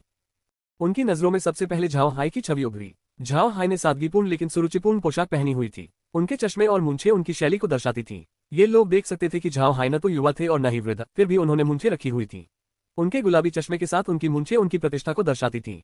उन्हें लगा कि झाओ हाई की पहचान साधारण नहीं है, बल्कि वे एक प्रतिष्ठित पृष्ठभूमि से आते हैं। हॉल में मौजूद लोग जानते थे कि रुयन को प्रतिष्ठित लोग पसंद थे। जिन लोगों के बारे में अफवाह थी कि वे उसके साथ थे, वे सभी प्रतिष्ठित पृष्ठभूमि के थे। रुयन को ऐसे लोगों के साथ मेलजोल रखना पसंद था।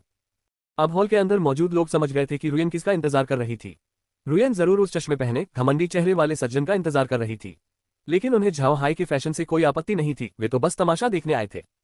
रुयन ने भी झाओ हाई को देखा, लेकिन उसने कुछ भी व्यक्त नहीं किया। हालांकि झाओ हाई की फैशन शैली अच्छी थी और उसका स्वभाव उसे पसंद आया। झाओ हाई की एक कमी थी, वह उतना आकर्षक नहीं था। रुयन ने बस उसे एक नजर देखा। 3 अध्याय 315 पूरी तरह से अवाक। रुयन को रुतबे वाले लोग पसंद थे क्योंकि वे आमतौर पर लंबे और आकर्षक होते थे। इसके अलावा वे सभी महिलाओं की चापलूसी करना जानते थे, जो रुयन के आत्मसम्मान के लिए बहुत महत्वपूर्ण था। रुयन को इस बात की परवाह नहीं थी कि आपकी सामाजिक स्थिति कैसी है, जब तक आप अच्छे दिखते हैं और उसे खुश करना जानते हैं, आप सफल हैं। वह अपने पुरुषों के साथ खेलती हुई रानी जैसी दिखती थी।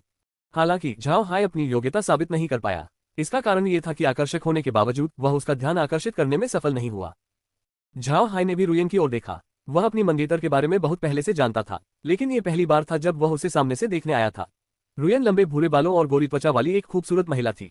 उसने चमकीले कपड़े पहने थे, वह बैठी हुई भी किसी खूबसूरत बसंत के फूल जैसी लग रही थी। हालांकि झाओ हाई को उसके जैसी महिलाएं पसंद नहीं थी। ये सर्वविदित था कि वह बेहद घमंडी थी। बेहद आकर्षक होने के बावजूद वह हमेशा घमंडी और तुच्छ स्वभाव की लगती थी। झाओ हाई को ऐसे रवैये पसंद नहीं थे। लौरा ने रुयन की ओर देखा। झाओ हाई के विपरीत लौरा और नीर रुयन को पहले भी कई बार देख चुके थे।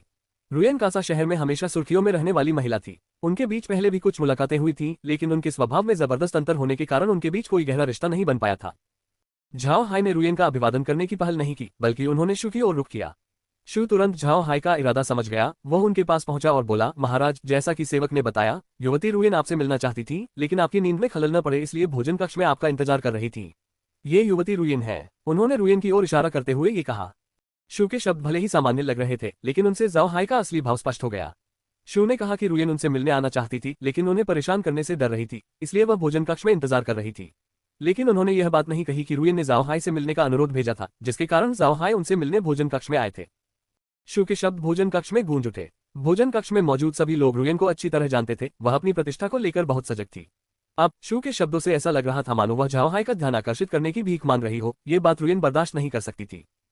शू की बातें सुनकर रुयन का चेहरा उतर आया। उसने अपना शराब का गिलास मेज पर जोर से पटका, जिससे पूरा भोजन कक्ष शांत हो गया। वहां मौजूद सभी लोग झाओ हाई को ऐसे देख रहे थे मानो कोई अच्छा नाटक देखने की प्रतीक्षा कर रहे हों। वे झाओ हाई को किसी अज्ञात स्थान से आया हुआ एक छोटा मोटा रईस समझते थे, जो यहाँ केवल दिखावे के लिए आया था। रईस लोग अपने से निचले सामाजिक स्तर के व्यक्ति से मिलते समय हमेशा अपनी प्रतिष्ठा का प्रदर्शन करते हैं, लेकिन ये तरीका रुयन के खिलाफ कारगर साबित नहीं होगा। परसेल डची में रुयन एक राजकुमारी थी। डची के भीतर रहते हुए रुयन को सम्मान न देना बुद्धिमानी नहीं थी। हालांकि झाओ हाई को इसकी परवाह नहीं थी। उसे लगा कि शू ने बहुत अच्छे से बात कही है।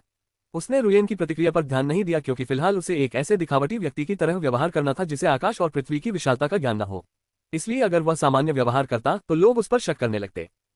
झाओ हाई ने सिर हिलाया, फिर उसने अपना सिर रुयन की ओर घुमाया और कहा, मुझे नहीं पता कि युवती मुझसे क्यों मिलना चाहती है। रुयन ने झाओ हाई के असभ्य हावभाव को देखा और फीके पड़े चेहरे के साथ पूछा, आप विल्स हैं? झाओ हाई ने सिर हिलाकर जवाब दिया, मैं विल्स हूं। रुयन ने मेज पर हाथ पटका और कहा, बेशर्म, मेरी बात सुनने की तुम्हारी हिम्मत कैसे हुई? झाओ हाई ने रुयन को उत्सुकता भरी निगाहों से देखते हुए कहा, क्या यह असभ्यता है? पहली बात तो यह है कि मैं डची का नागरिक नहीं हूं। दूसरी बात, मैं एक जादूगर हूं, मेरे पास उससे संबंधित अधिकार है। ऐसा कैसे हो सकता है कि युवती को इसके बारे में पता न हो? रुयन का पीला चेहरा गुस्से से लाल हो गया था। उसने झाओ हाई को घूरते हुए कहा, बेशर्म जादूगर, यह मत भूलो कि तुम अभी भी परसेल डची की भूमि में हो। मुझसे बदतमीजी करने की हिम्मत कैसे हुई? लगता है तुम अब जीना ही नहीं चाहते। झाओ हाई ने अपनी भौहें सिकोड़ते हुए कहा, युवती, अगर और कुछ नहीं है तो मैं चलता हूं। ऐसा लग रहा था कि उसने रुयन की धमकी को गंभीरता से नहीं लिया। भोजन कक्ष में बैठे लोग झाओ हाई को घूर रहे थे। उन्होंने ऐसे दृश्य की उम्मीद नहीं की थी। उनकी नजर में झाओ हाई का दुस्साहस कुछ ज्यादा ही था। रियासत में जो लोग रुयन का सम्मान नहीं करते थे, वे मानो मौत को दावत दे रहे थे। रुयन गुस्से से इतनी बेहाल थी कि कुछ बोल नहीं पा रही थी। झाओ हाई ने रुयन का चेहरा देखा और फिर शांत भाव से कहा, युवती, अगर सच में कोई और बात नहीं है तो मुझे आपसे विदा लेनी होगी। मुझे कल जल्दी जाना है। रुयन झाओ हाई के इस व्यवहार को और सहन नहीं कर पा रही थी। उसने अपना चाबुक उठाया और झाओ हाई की ओर चलाया, लेकिन अचानक एक पवन शक्ति प्रकट हुई और चाबुक उसके हाथ से छीन लिया। पवन ब्लेड मेक का था। वह 6ठे दर्जे की जादूगरनी थी। हालांकि उसके हाथों में लौह पुस्तक थी, मेरिन ने हमेशा उसे निर्देश दिया कि वह इसका यथासंभव कम से कम उपयोग करे और इसके बजाय अपनी खुद की जादुई शक्ति का उपयोग करे। ऐसा इसलिए था ताकि वह अपनी शक्ति को जल्द से जल्द बढ़ा सके। लौह पुस्तक तो आखिरकार केवल एक बाहरी उपकरण थी, और बाहरी उपकरणों पर बहुत अधिक निर्भर रहना अच्छा नहीं था। उसी समय शू ने भी अपनी चाल चली। रुयन के बगल में एक और शू प्रकट हुआ, जिसने उसकी गर्दन पकड़ ली। 2 भोजनालय में मौजूद सभी लोग एक पल के लिए स्तब्ध रह गए, फिर तुरंत ही हंगामा मच गया। उन्हें नहीं लगा था कि झाओ हाई रुयन के खिलाफ हाथ उठाने की हिम्मत करेगा। उसका साहस तो बहुत बड़ा था। इसी बीच उन्होंने शू की वीरता पर भी ध्यान दिया। उन्हें यह उम्मीद नहीं थी कि शू जैसा शक्तिशाली योद्धा झाओ हाई की सेवा में होगा। झाओ हाई ने खांसते हुए कहा, ठीक है शू, कृपया युवती को छोड़ दो। शू ने नाक सिकोड़ी, फिर रुयेन के बगल में मौजूद क्लोन गायब हो गया। रुयेन सचमुच बहुत डरी हुई थी, उसे लगा कि शू उसे मार डालेगा। यह तो सबको पता ही था कि शू जैसे व्यक्ति ने कई लोगों को मारा था, इसलिए उसके आसपास एक खौफनाक आभा रहती थी। रुयेन किसी ग्रीनहाउस में उगे पौधे की तरह थी, अभ्यास के दौरान जादू का इस्तेमाल करने के अलावा उसे कभी जादू की जरूरत नहीं पड़ती थी। इसलिए जब शू उसे पकड़ने आया तो वह बिल्कुल भी प्रतिक्रिया नहीं दे पाए। शू द्वारा रुयेन को रिहा करने के बाद झाओ हाई ने उसकी ओर देखकर कहा, मैं अपने अधीनस्थ के असभ्य व्यवहार के लिए युवती से क्षमा चाहता हूँ, लेकिन अगर युवती ने मुझ पर हमला न किया होता तो वह ऐसा न करता। तो युवती मुझसे वास्तव में क्या चाहती है? अगर कुछ नहीं है तो मैं सचमुच आराम करना चाहता हूँ। रुयेन ने जवाब दिया। उसकी प्रतिक्रिया से वहां मौजूद सभी लोग असहज महसूस करने लगे। उसने जटिल भाव से झाओ हाई की ओर देखा। महोदय, कृपया 1 मिनट रुकिए, मुझे लगता है कि हमारी बात ठीक से शुरू नहीं हुई। मैं तो बस आपसे ये पूछने आई थी कि क्या आप मुझे वह बैल बेचना चाहेंगे जो उनकी गाड़ी खींचता था? रुयेन के जवाब ने भोजन कक्ष में बैठे सभी लोगों को अवाक कर दिया। वे सब रुयेन को खाली निगाहों से देखते रहे। उन्होंने कभी सोचा भी नहीं था कि रुयेन ऐसा जवाब देगी। रुयेन की बातें सुनकर झाओ हाई को आखिरकार समझ आ गया कि वह आज उससे मिलने क्यों आई थी। वह आश्चर्यचकित हुए बिना नहीं रह सका, फिर मुस्कुराते हुए बोला, मुझे युवती से माफी मांगनी होगी। वह बैल मेरे पशु पुरुष मित्र ने मुझे उपहार में दिया था, मैं उसे आपको नहीं बेच सकता, क्षमा करें। रुयेन अचानक विनम्र हो गई और उसने तुरंत जवाब दिया, महोदय बहुत ही विनम्र है। चूंकि वह जादुई जानवर साहब के लिए बहुत महत्वपूर्ण था, इसलिए मैं उसे खरीदने का मुद्दा नहीं उठाऊंगी। वैसे साहब किस लिए रियासत में आए हैं? शायद मैं आपकी मदद कर सकूं। रुयेन के इस अचानक बदलाव ने झाओ हाई को अचंभित कर दिया, लेकिन चूंकि रुयेन विनम्रता दिखा रही थी, इसलिए वह उसे अनदेखा नहीं कर सका। उसने सिर हिलाकर जवाब दिया, युवती बहुत ही विनम्र है। इस बार मैं बस कासा शहर से गुजर रहा था, कल मैं एक सपरिवार के क्षेत्र की ओर जा रहा हूँ। युवती को परेशान होने की कोई आवश्यकता नहीं है। ठीक है, मैं चलता हूँ। रुयेन ने झाओ हाई के हाव भाव को देखा और फिर सिर हिलाकर कहा, महाराज जो चाहे कर सकते हैं। इसके बाद झाओ हाई, लौरा और बाकी लोगों को उनके कमरे में वापस ले गए। झाओ हाई के चले जाने पर रुयेन ने जिल की ओर मुड़कर कहा, चलो वापस चलते हैं। फिर वह मुड़ी और अपना सुनहरा चाबुक उठाए बिना ही भोजन कक्ष के निकास द्वार की ओर चल पड़ी। रुयेन का व्यवहार बेहद असामान्य था, यह उसके सामान्य व्यवहार से बिल्कुल अलग था। वहां मौजूद सभी लोग रुयेन को जाते हुए देखकर हैरान रह गए। उन्हें नहीं पता था कि रुयेन क्या सोच रही है, लेकिन वे इस बात से पूरी तरह वाकिफ थे कि रुयेन झाओ हाई से बदला लेने का कोई न कोई तरीका जरूर सोचेगी। वे जानते थे कि रुयेन मार खाने के बाद भी जवाबी कार्रवाई करने से नहीं डरेगी। झाओ हाई के समूह के अपने कमरे में लौटने के बाद झाओ हाई ने भौहें चढ़ाते हुए कहा, रुयेन के कार्यों के बारे में आपका क्या विचार है? क्या उसे क्रोधित नहीं होना चाहिए था? वह शांत क्यों थी? लौरा ने झाओ हाई की ओर देखा, फिर ठंडे स्वर में बोली, तुम्हारे इस काम की वजह से रुयेन तुम्हें गुस्से से घूर रही है। भाई हाय, क्या तुम मुझसे शर्त लगाना चाहते हो? रुयेन कल हमारे साथ इक्सा डोमेन घूमने आएगी। झाओ हाई ने हैरानी से देखा, सिर हिलाया और कहा, बकवास मत करो, मैंने लगभग उसे मार ही डाला था। मुझे लगता है कि वापस जाने के बाद वह मुझसे निपटने के लिए किसी को ढूंढ लेगी। भला वह हमारे साथ यात्रा करना कैसे चाहेगी? लौरा ने फिर से नाक सिकोड़ते हुए कहा, तुम बहुत भोले हो। तुम मेघ से पूछ सकते हो कि जब रुयेन तुम्हें देख रही थी तो उसकी आंखें सही थी या नहीं। झाओ हाई ने मेघ की ओर मुड़कर देखा। मेघ ने सिर हिलाते हुए कहा, युवक स्वामी, रुयेन का आपको देखने का तरीका वाकई ठीक नहीं था। मुझे लगता है कि बहन लौरा ने जो कहा वह सही था। ऐसा लगता है कि युवती रुयेन कल हमारे साथ यात्रा पर चलेंगी। झाओ हाई दंग रह गया, उसने सोचा भी नहीं था कि मेघ लौरा से सहमत होगी। वह उलझन में था, क्या ये वाकई इतना स्पष्ट था? तो फिर मैंने इसे क्यों नहीं देखा? इसके अलावा शू ने न केवल उसका अपमान किया, बल्कि उसे जान से भी मार डाला। क्या वह जरा भी बदला नहीं लेगी? लौरा ने तीसरी बार नाक सिकोड़ते हुए कहा, कौन जाने, शायद वह जनजाति कमियों के साथ पैदा हुई हो। फिर भी हमें यह देखना होगा कि क्या उस युवती ने यात्रा करने का कोई संकेत दिया है। अगर उसने तैयारी की है तो हो सकता है वह सचमुच हमारे पीछे आ जाए। झाओ हाई ने अपना सिर थपथपाया, वह पूरी तरह से अवाक था। अध्याय 316 के माध्यम से देखा गया। झाओ हाई अपने होटल के बैठक कक्ष में बैठा था, तभी शू उसके सामने आकर अपनी रिपोर्ट देने लगा। युवा स्वामी, मेरी जानकारी के अनुसार रुयेन के हालिया शहर में हुए विवादों के कारण ग्रैंड ड्यूक इवान ने उसे रोसेन साम्राज्य के कार्सन शहर में अध्ययन करने का आदेश दिया है। इस वजह से रुयेन पिछले कुछ दिनों से बहुत परेशान है। मैंने सुना है कि ग्रैंड ड्यूक के महल में कई नौकरों को उसके कोड़े का शिकार होना पड़ा है। झाओ हाई को झटका लगा, उसने सोचा भी नहीं था कि रुयेन को इतनी दूर भेजा जाएगा। और उसका गंतव्य भी वही था, रोसेन साम्राज्य का कार्सन शहर। उसके बगल में खड़ी लौरा मुस्कुराए और बोली, ये तो ईश्वर की इच्छा है। मुझे उम्मीद नहीं थी कि इस युवती का भी वही गंतव्य होगा जो हमारा है। अगर हम उसे बता दें कि हम भी कार्सन सिटी जा रहे हैं तो शायद वह भी हमारे साथ चल दे। झाओ हाई ने बनावटी मुस्कान के साथ जवाब दिया, बकवास मत करो, मुझमें उस तरह का आकर्षण नहीं है। देखो, हम इक्सा शहर की ओर जाना चाहते हैं, वह कार्सन शहर की ओर जा रही है। सड़कें एक ही दिशा में नहीं जाती, इसलिए उसे हमारे साथ नहीं आना चाहिए। लौरा ने बस सिर हिलाया और कहा, उम्मीद है ऐसा ही हो। अगर छोटी बच्ची सचमुच हमारे साथ आ गई तो बहुत परेशानी होगी। ठीक है भाई हाई, शू की पहचान आज उजागर हो गई है। चाचा जी को जरूर पता होगा। आपको क्या लगता है उनकी क्या प्रतिक्रिया होगी? क्या हमें पहले से तैयार नहीं रहना चाहिए? झाओ हाई ने सहमति जताते हुए कहा, शू की पहचान देर सवेर उजागर हो ही जाती। मैंने तो पहले से ही तैयारी कर रखी थी, उस समय बहुत कम लोगों को पता था कि हमने शू को पकड़ लिया है। हम बस इतना कह सकते हैं कि शू को गंभीर चोट लगी थी और हमने संयोगवश उसकी जान बचा ली। और कृतज्ञतावश उसने मेरी सेवा करने का फैसला किया। शू, तुम ये बात याद रखना, अगर बाद में कोई तुमसे पूछे तो उसे यही बताना। शू ने सहमति जताते हुए कहा, जी हाँ युवा स्वामी। इसी समय दरवाजे पर दस्तक सुनाई दी। झाओ हाई ने अपनी भौहें सिकुड़ी, काफी देर हो चुकी थी, इस समय कौन उसे ढूंढने आएगा। शू तुरंत दरवाजे पर पहुंचा और फिर उसने पूछा, कौन है। बाहर से एक आवाज सुनाई दी, श्रीमान वेल्स नमस्कार, मैं होटल का एक कर्मचारी हूं। मैं आपको ये बताने आया हूं कि ग्रैंड ड्यूक इवान आपको अपने महल में आमंत्रित करना चाहते हैं। झाओ हाई दंग रह गया, उसे उम्मीद नहीं थी कि इवान उन्हें अपने महल में आने के लिए कहेगा। झाओ हाई ने अपना सिर खुजाते हुए कहा, सचमुच मुसीबत खड़ी हो गई, लगता है तुम सही कह रहे थे, ये युवती वाकई सिरदर्द है। अभी अभी तो मेरा उससे संपर्क हुआ था और अब मुसीबत खड़ी हो गई।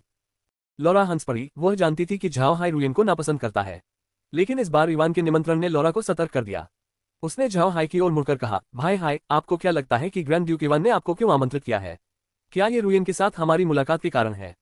झाओ हाई ने भौहें चढ़ाई, लौरा की बातों से तो उसे यह मामला मामूली नहीं लगा। इवान का उन्हें सिर्फ इसलिए आमंत्रित करना नामुमकिन था क्योंकि उन्होंने रुयन से संपर्क किया था, यह कोई ऐसा मामला नहीं था जिसमें एक ग्रैंड ड्यूक खुद को उलझाए।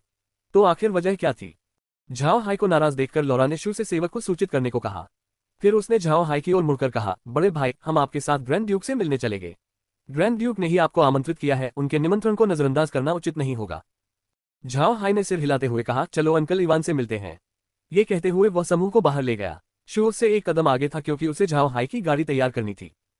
जब झाओ हाई और अन्य लोग प्रतीक्षा कर रहे थे, शू ने उनकी गाड़ी को होटल के प्रवेश द्वार तक तेजी से पहुंचाया।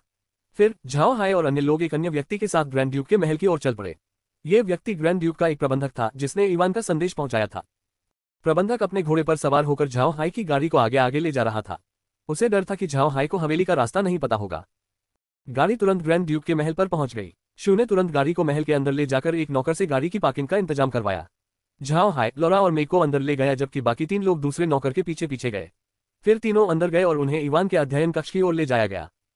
पहले की तुलना में इवान ने अपनी शक्ति को और अधिक सुदृढ़ कर लिया था, इसलिए अब उसे कम मामलों पर ध्यान देना पड़ता था। जब उसने डची की सत्ता संभाली थी तब उसे परिवार के कई मामलों की जानकारी रखनी पड़ती थी जिससे वह बेहद व्यस्त रहता था। लेकिन अब परिवार के संसाधनों पर उसका पूर्ण नियंत्रण था। उसने अपने भरोसेमंद अधीनस्थों को महत्वपूर्ण पदों पर नियुक्त कर दिया था, इसलिए वह उन पर अपना काम करने के लिए भरोसा कर सकता था। उसे अब हर छोटी मोटी समस्या से निपटने की जरूरत नहीं थी। झाओ हाई, लौरा और मेई को अपने साथ ले आया। शू, ब्लॉकहेड और नीर को एक छोटे से आंगन में गाड़ी की देखभाल के लिए छोड़ दिया गया। चूंकि झाओ हाई की वर्तमान स्थिति पहले वाली लौरा जैसी नहीं है, इसलिए शू और अन्य लोगों के लिए बेहतर व्यवस्था नहीं की जा सकी। जब झाओ हाई इवान के अध्ययन कक्ष के बाहर पहुंचे तो उनका नेतृत्व कर रहे प्रबंधक ने अध्ययन कक्ष के दरवाजे की ओर जाकर अंदर मौजूद नौकर को ग्रैंड ड्यूक को सूचित करने के लिए कहा कि मिस्टर वेल्स आ गए हैं। नौकर ने वेल्स की ओर देखा और झुककर प्रणाम किया, फिर बोला, महोदय कृपया थोड़ी देर प्रतीक्षा करें। यह स्पष्ट था कि नौकर को उचित प्रशिक्षण मिला था और वह बहुत विनम्र था। झाओ हाई ने सिर हिलाया और फिर शांति से वहीं खड़ा रहा। अब तक झाओ हाई को समझ नहीं आया था कि इवान उससे क्यों मिलना चाहता है। सिर्फ रुयन के लिए उसे बुलाना कुछ ठीक नहीं था, वजह सिर्फ इतनी सी बात नहीं होनी चाहिए थी, लेकिन लाख कोशिश करने के बावजूद भी वो उलझन में था। अध्ययन कक्ष में प्रवेश करने वाला नौकर वापस आकर झाओ हाई से बोला, श्री विल्स कृपया, ग्रैंड ड्यूक अंदर प्रतीक्षा कर रहे हैं। झाओ हाई ने सिर हिलाया और लौरा और मेग को अंदर ले गया। इवान के अध्ययन कक्ष में कोई बदलाव नहीं हुआ था, वह अभी भी अपने मूल स्वरूप में था। इवान अंदर बैठकर झाओ हाई और अन्य लोगों का इंतजार कर रहा था। तभी नौकर झाओ हाई को अंदर लेकर आया। जब तीनों इवान के सामने पहुंचे तो उन्होंने प्रणाम करते हुए कहा, महामहिम ग्रैंड ड्यूक इवान से मुलाकात हुई। इवान ने झाओ हाई की ओर देखा और अपनी भौहें सिकुड़ने से खुद को रोक नहीं पाया। यह स्पष्ट था कि झाओ हाई भेस बदले हुए था, फिर भी उसने सिर हिलाकर कहा, मिस्टर वेल्स कृपया बैठ जाइए। आभार व्यक्त करने के बाद झाओ हाई इवान के सामने बैठ गया जबकि लौरा और मेग उसके पीछे खड़ी थी। दोनों ने नकाब पहन रखा था। इवान ने बस उन्हें देखा और फिर उनकी तरफ ध्यान नहीं दिया, लेकिन झाओ हाई के प्रति उसकी राय पहले ही कुछ हद तक गिर चुकी थी। नौकर ने झाओ हाई को एक कप चाय दी, फिर इवान ने बात करते हुए कहा, इस बार साहब को आमंत्रित करके मैंने कुछ ज्यादा ही धृष्टता कर ली, मुझे बस साहब से कुछ सवाल पूछने हैं। झाओ हाई ने तुरंत जवाब दिया, कृपया ग्रैंड ड्यूक, मैं आपकी सहायता तब तक करूंगा जब तक यह मेरी क्षमताओं के भीतर है। इवान ने हल्की सी मुस्कान बिखेरी, फिर उसने आगे कहा, मैंने सुना है कि मिस्टर के बीस्टमैन प्रेरी में दोस्त हैं। झाओ हाई ने कुछ पल तक हैरानी से देखा, फिर इवान की कही बात पर गौर किया और उसे याद आया कि इवान ने ही रुयन को यह बात बताई थी। झाओ हाई ने तुरंत जवाब दिया, हाँ, मैं ग्रैंड ड्यूक को बता दूंगा कि मेरे कुछ पशु मानवों के साथ व्यापारिक संबंध हैं, वे मेरे मित्र हैं। इवान ने सिर हिलाया, मुझे नहीं पता कि क्या साहब ने मैदानी इलाके में किसी डाक मेज के बारे में कोई हालिया खबर सुनी है। झाओ हाई और लौरा चौंक गए, फिर उन्हें तुरंत समझ आ गया कि इवान ने उन्हें रुयन की वजह से नहीं बल्कि इस वजह से फोन किया था। जब वे कासा शहर से पीछे हटे तो उन्होंने मैदानी इलाकों में जीवित रहने के लिए आवश्यक बहुत सारा सामान खरीदा और यह बात सबको बता दी कि वे मैदानी इलाकों की ओर जाने की योजना बना रहे हैं। अब जब इवान को पता चला कि झाओ हाई के मैदानी इलाकों में दोस्त हैं, तो उसने तुरंत उससे जानकारी लेने के लिए उसे आमंत्रित किया। हालांकि झाओ हाई ने अपनी भौहें सिकुड़ते हुए कहा, डार्क मेज, मुझे नहीं पता कि ग्रैंड ड्यूक को पता है या नहीं, लेकिन मैदान बहुत विशाल है। मैंने जिस क्षेत्र का अन्वेषण किया है वह बहुत छोटा है, इसलिए मैंने मैदान में किसी डार्क मेज के घूमने के बारे में नहीं सुना। इवान थोड़ा निराश था, लेकिन फिर भी उसने सिर हिलाया और कहा, छोड़ो, मैं साहब से मदद मांगना चाहता हूँ। अगर साहब बाद में मैदान में लौटते हैं तो मैं उनसे एक डार्क मेज और लॉरा नाम की एक युवती के बारे में मिली जानकारी पर ध्यान देने के लिए कहूंगा। झाओ हाई ने सिर हिलाते हुए कहा, यह कोई समस्या नहीं है। वैसे क्या मैं ग्रैंड ड्यूक से पूछ सकता हूँ कि आप इन दोनों लोगों के बारे में जानकारी क्यों मांग रहे हैं?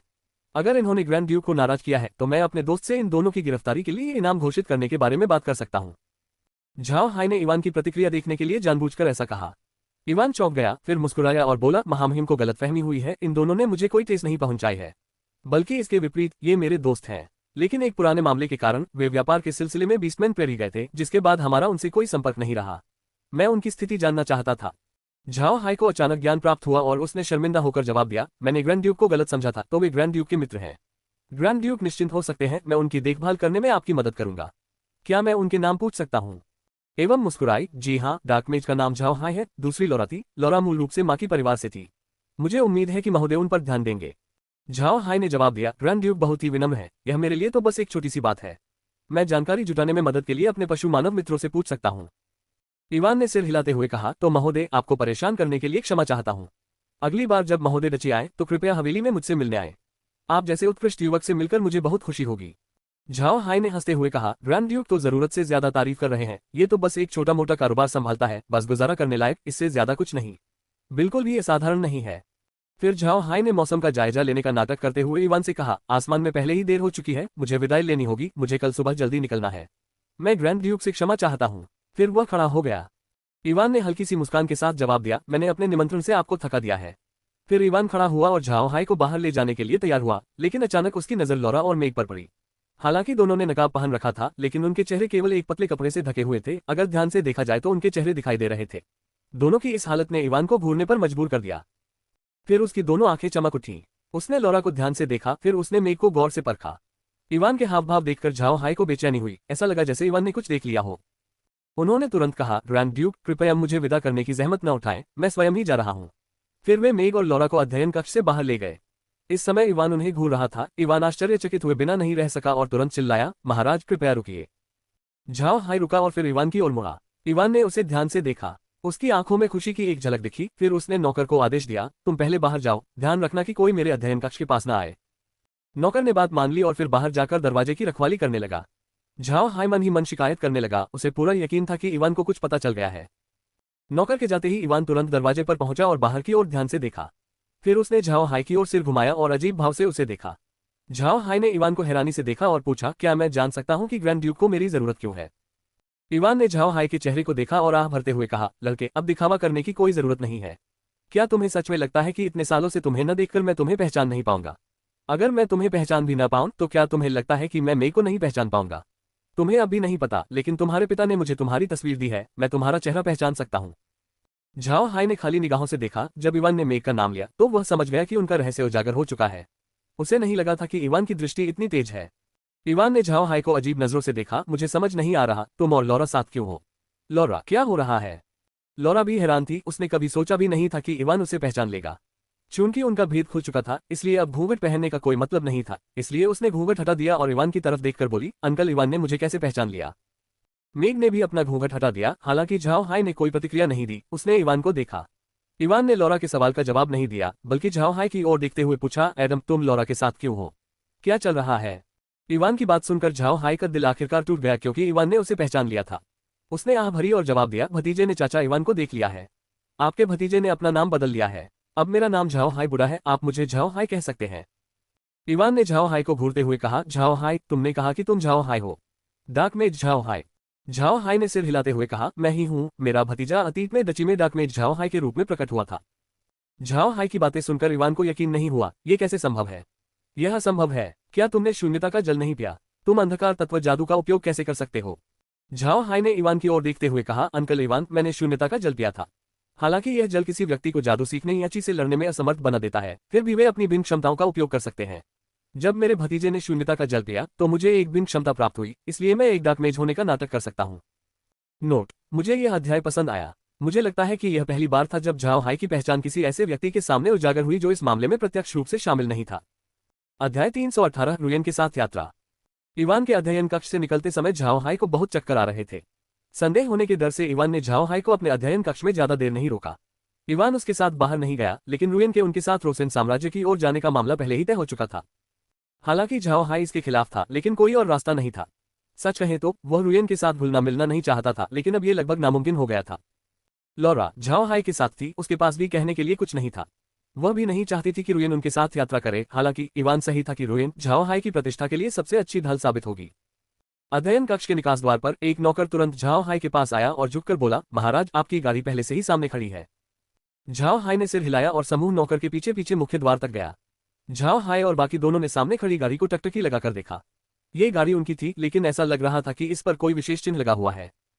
झाओ हाई दंग रह गया। उसने इवान द्वारा विस्काउंट उपाधि के साथ दिए गए बैच को ध्यान से देखा। उसने सोचा भी नहीं था कि इवान इतनी जल्दी करेगा। उन्हें पता था कि इवान ने अपने सेवक को विस्काउंट की उपाधि देने के लिए प्रतीक चिन्ह पहले ही तैयार कर लिए थे, लेकिन अब यह उपाधि झाओ हाई को दी गई। झाओ हाई को ग्रैंड ड्यूक द्वारा दिया गया वर्तमान विस्काउंट का दर्जा राजा द्वारा दिए गए पद से बहुत अलग था। राजा द्वारा दी गई उपाधि आपको अपना प्रतीक चिन्ह बनाने का अधिकार देती थी। ग्रैंड ड्यूक द्वारा दी गई उपाधि भी आपको अपना प्रतीक चिन्ह बनाने का अधिकार देती है, लेकिन आपके बैच के कोने में ग्रैंड ड्यूक के प्रतीक चिन्ह का छोटा रूप होना चाहिए। दूसरे शब्दों में, आपको ग्रैंड ड्यूक का चिन्ह मिलता है। झाओ हाई ने अपने प्रतीक चिन्ह को देखा। क्योंकि यह उपाधि उसे इवान द्वारा दी गई थी, इसलिए झाओ हाई अपने प्रतीक चिन्ह के ऊपरी बाएं कोने पर इवान के परिवार का प्रतीक चिन्ह देख सकता था। झाओ हाई ने प्रतीक चिन्ह पर एक नजर डाली और फिर ग्रैंड ड्यूक के महल से निकल गया। उसने इवान को पहले ही बता दिया था कि वह कल कासा शहर छोड़ देगा, इसलिए अगर रुयन उनके पीछे जाना चाहती है तो उसे उनसे पहले आना होगा, अन्यथा वे उसका इंतजार नहीं करेंगे। इवान ने कोई आपत्ति नहीं जताई। हालांकि उसने रुयन को झाओ हाई के पीछे इसलिए भेजा था ताकि उसकी प्रतिष्ठा बनी रहे, लेकिन यह उसका मूल इरादा नहीं था। हालांकि उसने झाओ हाई से थोड़े समय के लिए ही बातचीत की थी, लेकिन वह ये नहीं भूला था कि झाओ हाई पहले परसेल डची में एक डाकमेज के रूप में बस गया था। उस समय के झाओ हाई और वर्तमान झाओ हाई को मिलाकर इवान जानता था कि उसका भतीजा बहुत ही असाधारण था। इवान और झाओ हाई के पिता के रिश्ते को देखते हुए वे उसे अपना दामाद बनने से कैसे मना कर सकते थे। हालांकि झाओ हाई ने सगाई तोड़ दी, लेकिन वह भूल गया कि सगाई तोड़ने की शक्ति उसके पास नहीं थी।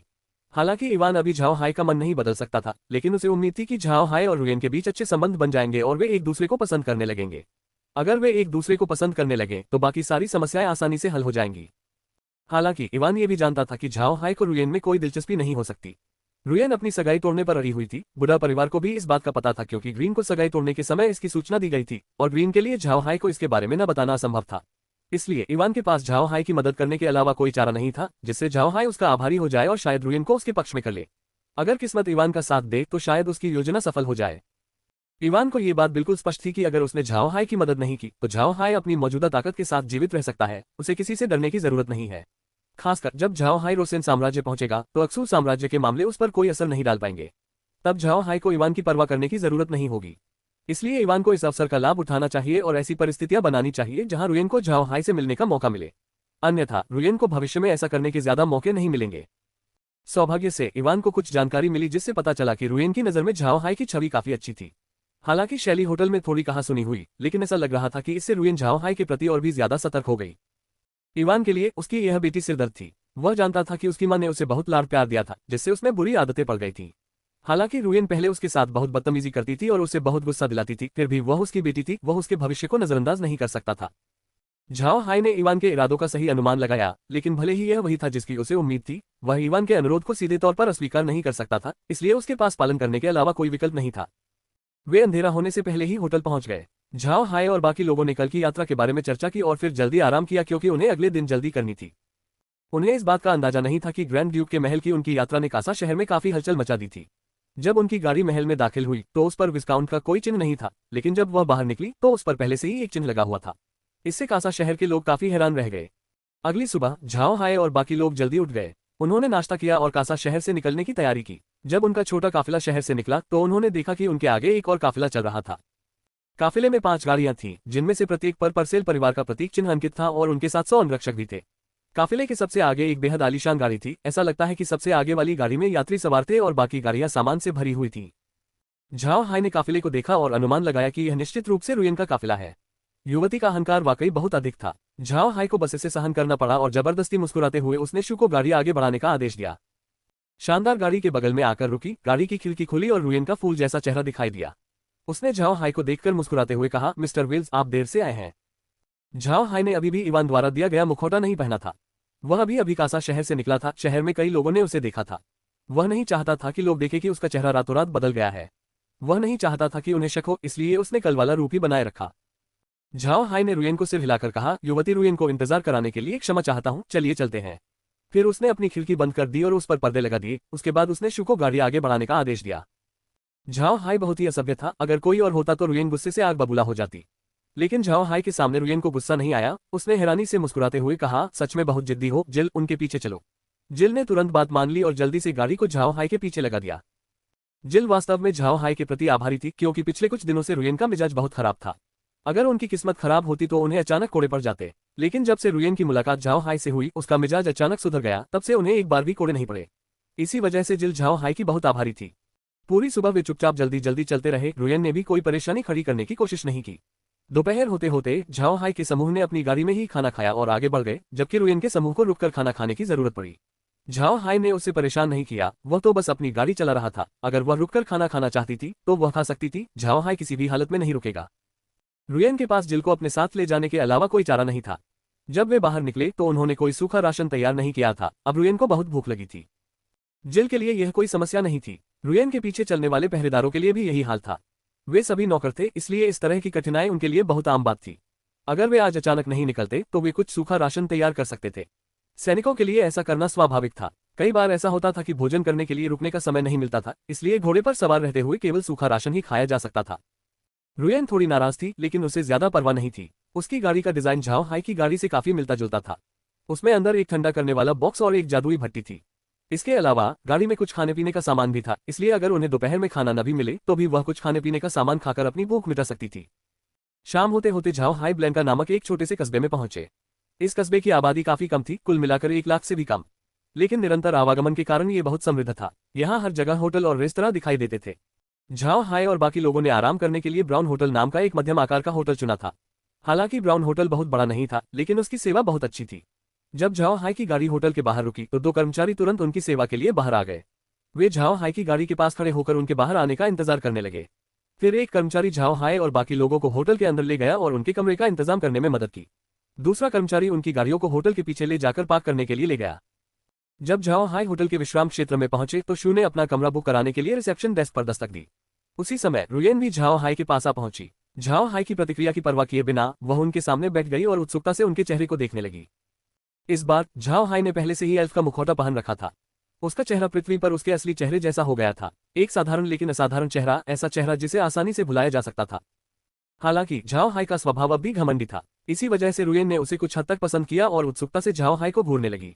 ये देखकर झाओ हाई ने भौहें चढ़ाते हुए कहा, युवती रुयेन, क्या आपको नहीं लगता कि आप जो कर रही हैं वह असभ्य है? नोट: मैं इवान के साथ सहानुभूति रख सकता हूँ। रुयेन ही एकमात्र जरिया था जिससे वह झाओ हाई के साथ मजबूत संबंध बना पाया। मैं उसे दोष नहीं दे सकता, क्योंकि हमारे लड़के की क्षमताओं को देखते हुए सिर्फ उसकी संपर्क सूची में शामिल होने से ही भविष्य में काफी परेशानियों से बचा जा सकता था। अध्याय 319। ये कौन है? कितनी धृष्टता?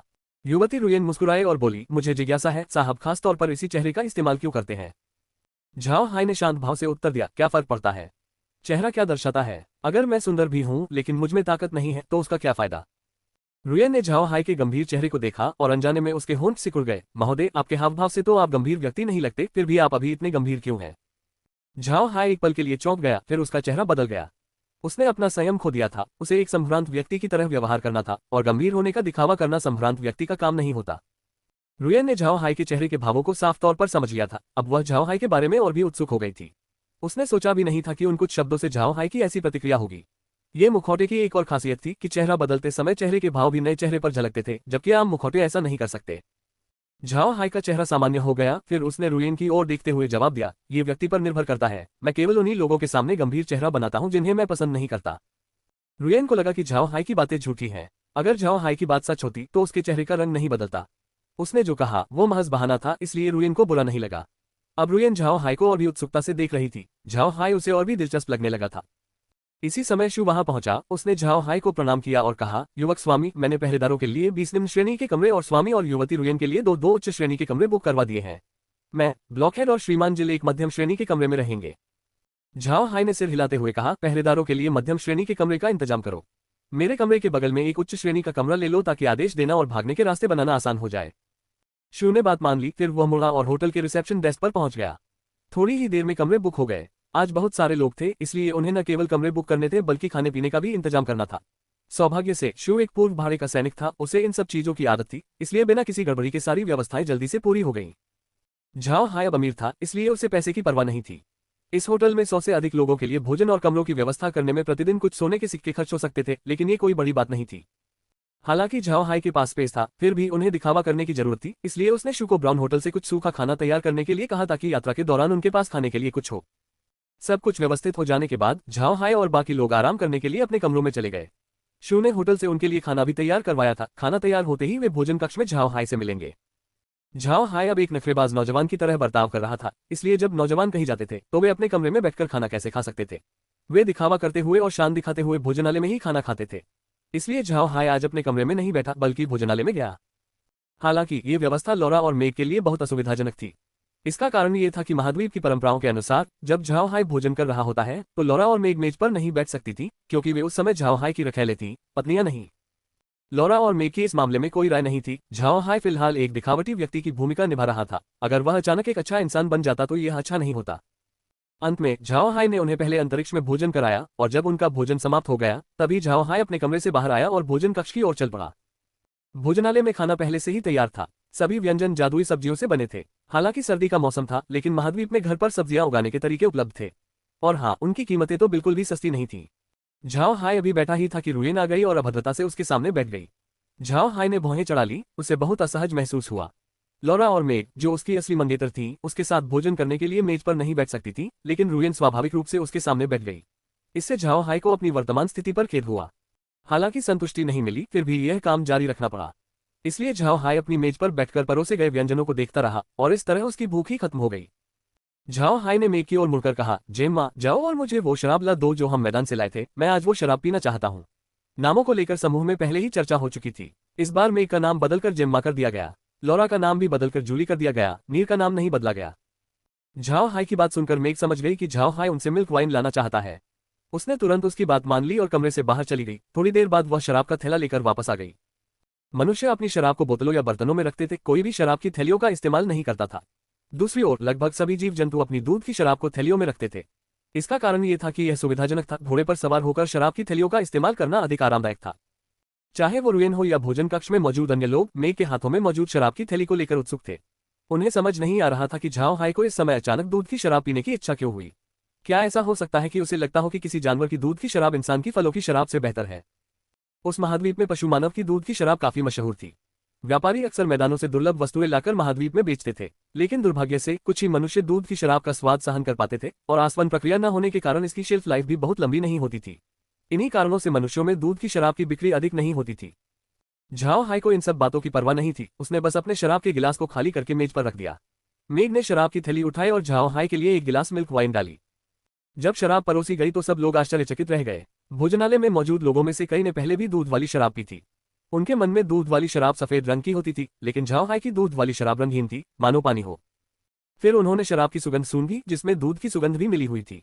यह एक बहुत ही अनोखी सुगंध थी, जिससे वहां मौजूद लोगों को ऐसा महसूस हुआ मानो वे अरोमाथेरेपी का अनुभव कर रहे हों।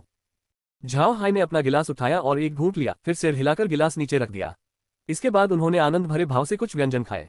रुयेन ने झाओ हाय की ओर देखा। उसके गिलास में जो पेय था उसे देखकर उसे जिज्ञासा हुई और उसने पूछा, महोदय, ये कौन सा पेय है?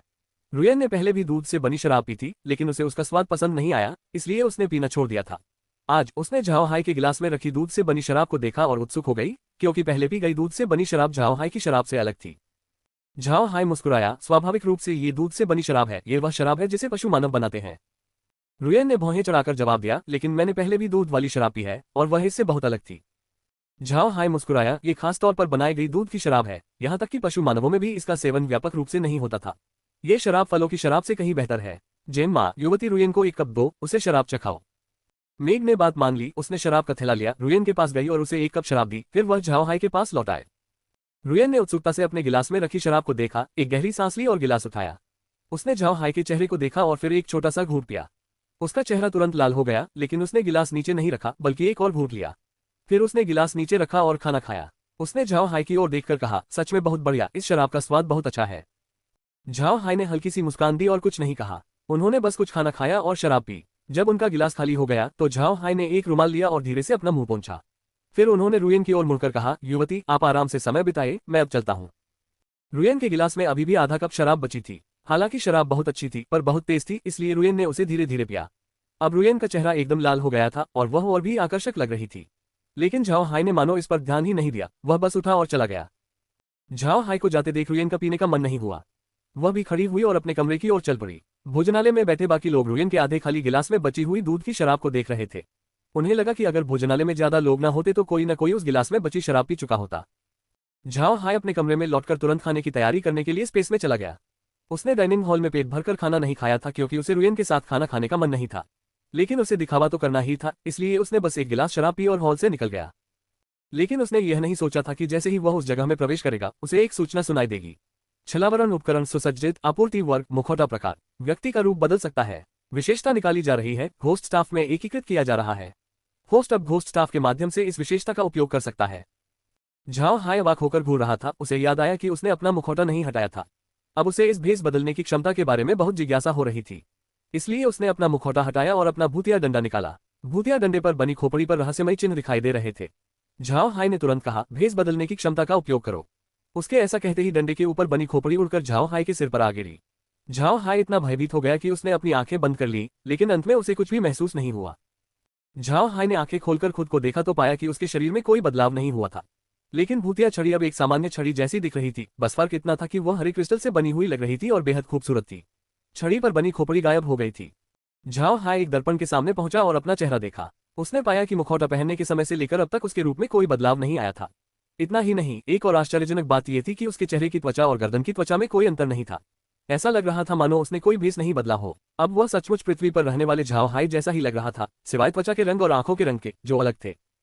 वह अपना चेहरा छूने से खुद को रोक नहीं पाया। उसके हाथों के दबाव से उसके चेहरे की त्वचा ऐसे हिल रही थी मानो वह हमेशा से वही रही हो।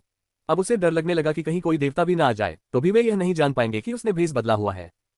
झाओ हाय मुस्कुराया। अंतरिक्ष सचमुच बहुत रहस्यमय था। यह अप्रत्याशित रूप से मुखौटे की भेष बदलने की क्षमता को उजागर कर सकता था। लौरा और अन्य लोगों ने भी अपनी प्रशंसा व्यक्त की। वे अंतरिक्ष की रहस्यमय क्षमताओं से पहले से ही परिचित थे, इसलिए वे बस थोड़ा आश्चर्यचकित हुए और इसे गंभीरता से नहीं लिया। खाना खाने के बाद झाओ हाय और बाकी लोग स्पेस विला के बैठक कक्ष में बैठ गए। उन्होंने ब्राउन होटल के अंदर की स्थिति पर नजर रखी। वे किसी पर नजर नहीं रख रहे थे, लेकिन यह उनकी आदत बन चुकी थी। शाम को वे सोने के लिए स्पेस में चले गए, यहाँ तक कि शू और ब्लॉकहेड भी स्पेस के अंदर ही थे। झाओ हाय ने बाहर की स्थिति को देखते हुए शू से पूछा, शू, क्या गार्डों के खाने पीने का इंतजाम हो गया है? शू ने सिर हिलाकर कहा, छोटे मालिक, चिंता मत कीजिए, सब कुछ पहले से ही व्यवस्थित है। गार्डों की कोई विशेष मांग नहीं थी, इसलिए मैंने होटल से उनके लिए साधारण भोजन तैयार करवाया था। वे भोजन से बहुत संतुष्ट थे, लेकिन फिर भी 10 लोग साधारण कपड़ों में होटल में घूम रहे थे। झाओ हाय ने सिर हिलाकर कहा, इनका प्रबंधन करने की कोई जरूरत नहीं है, यह उनका काम है।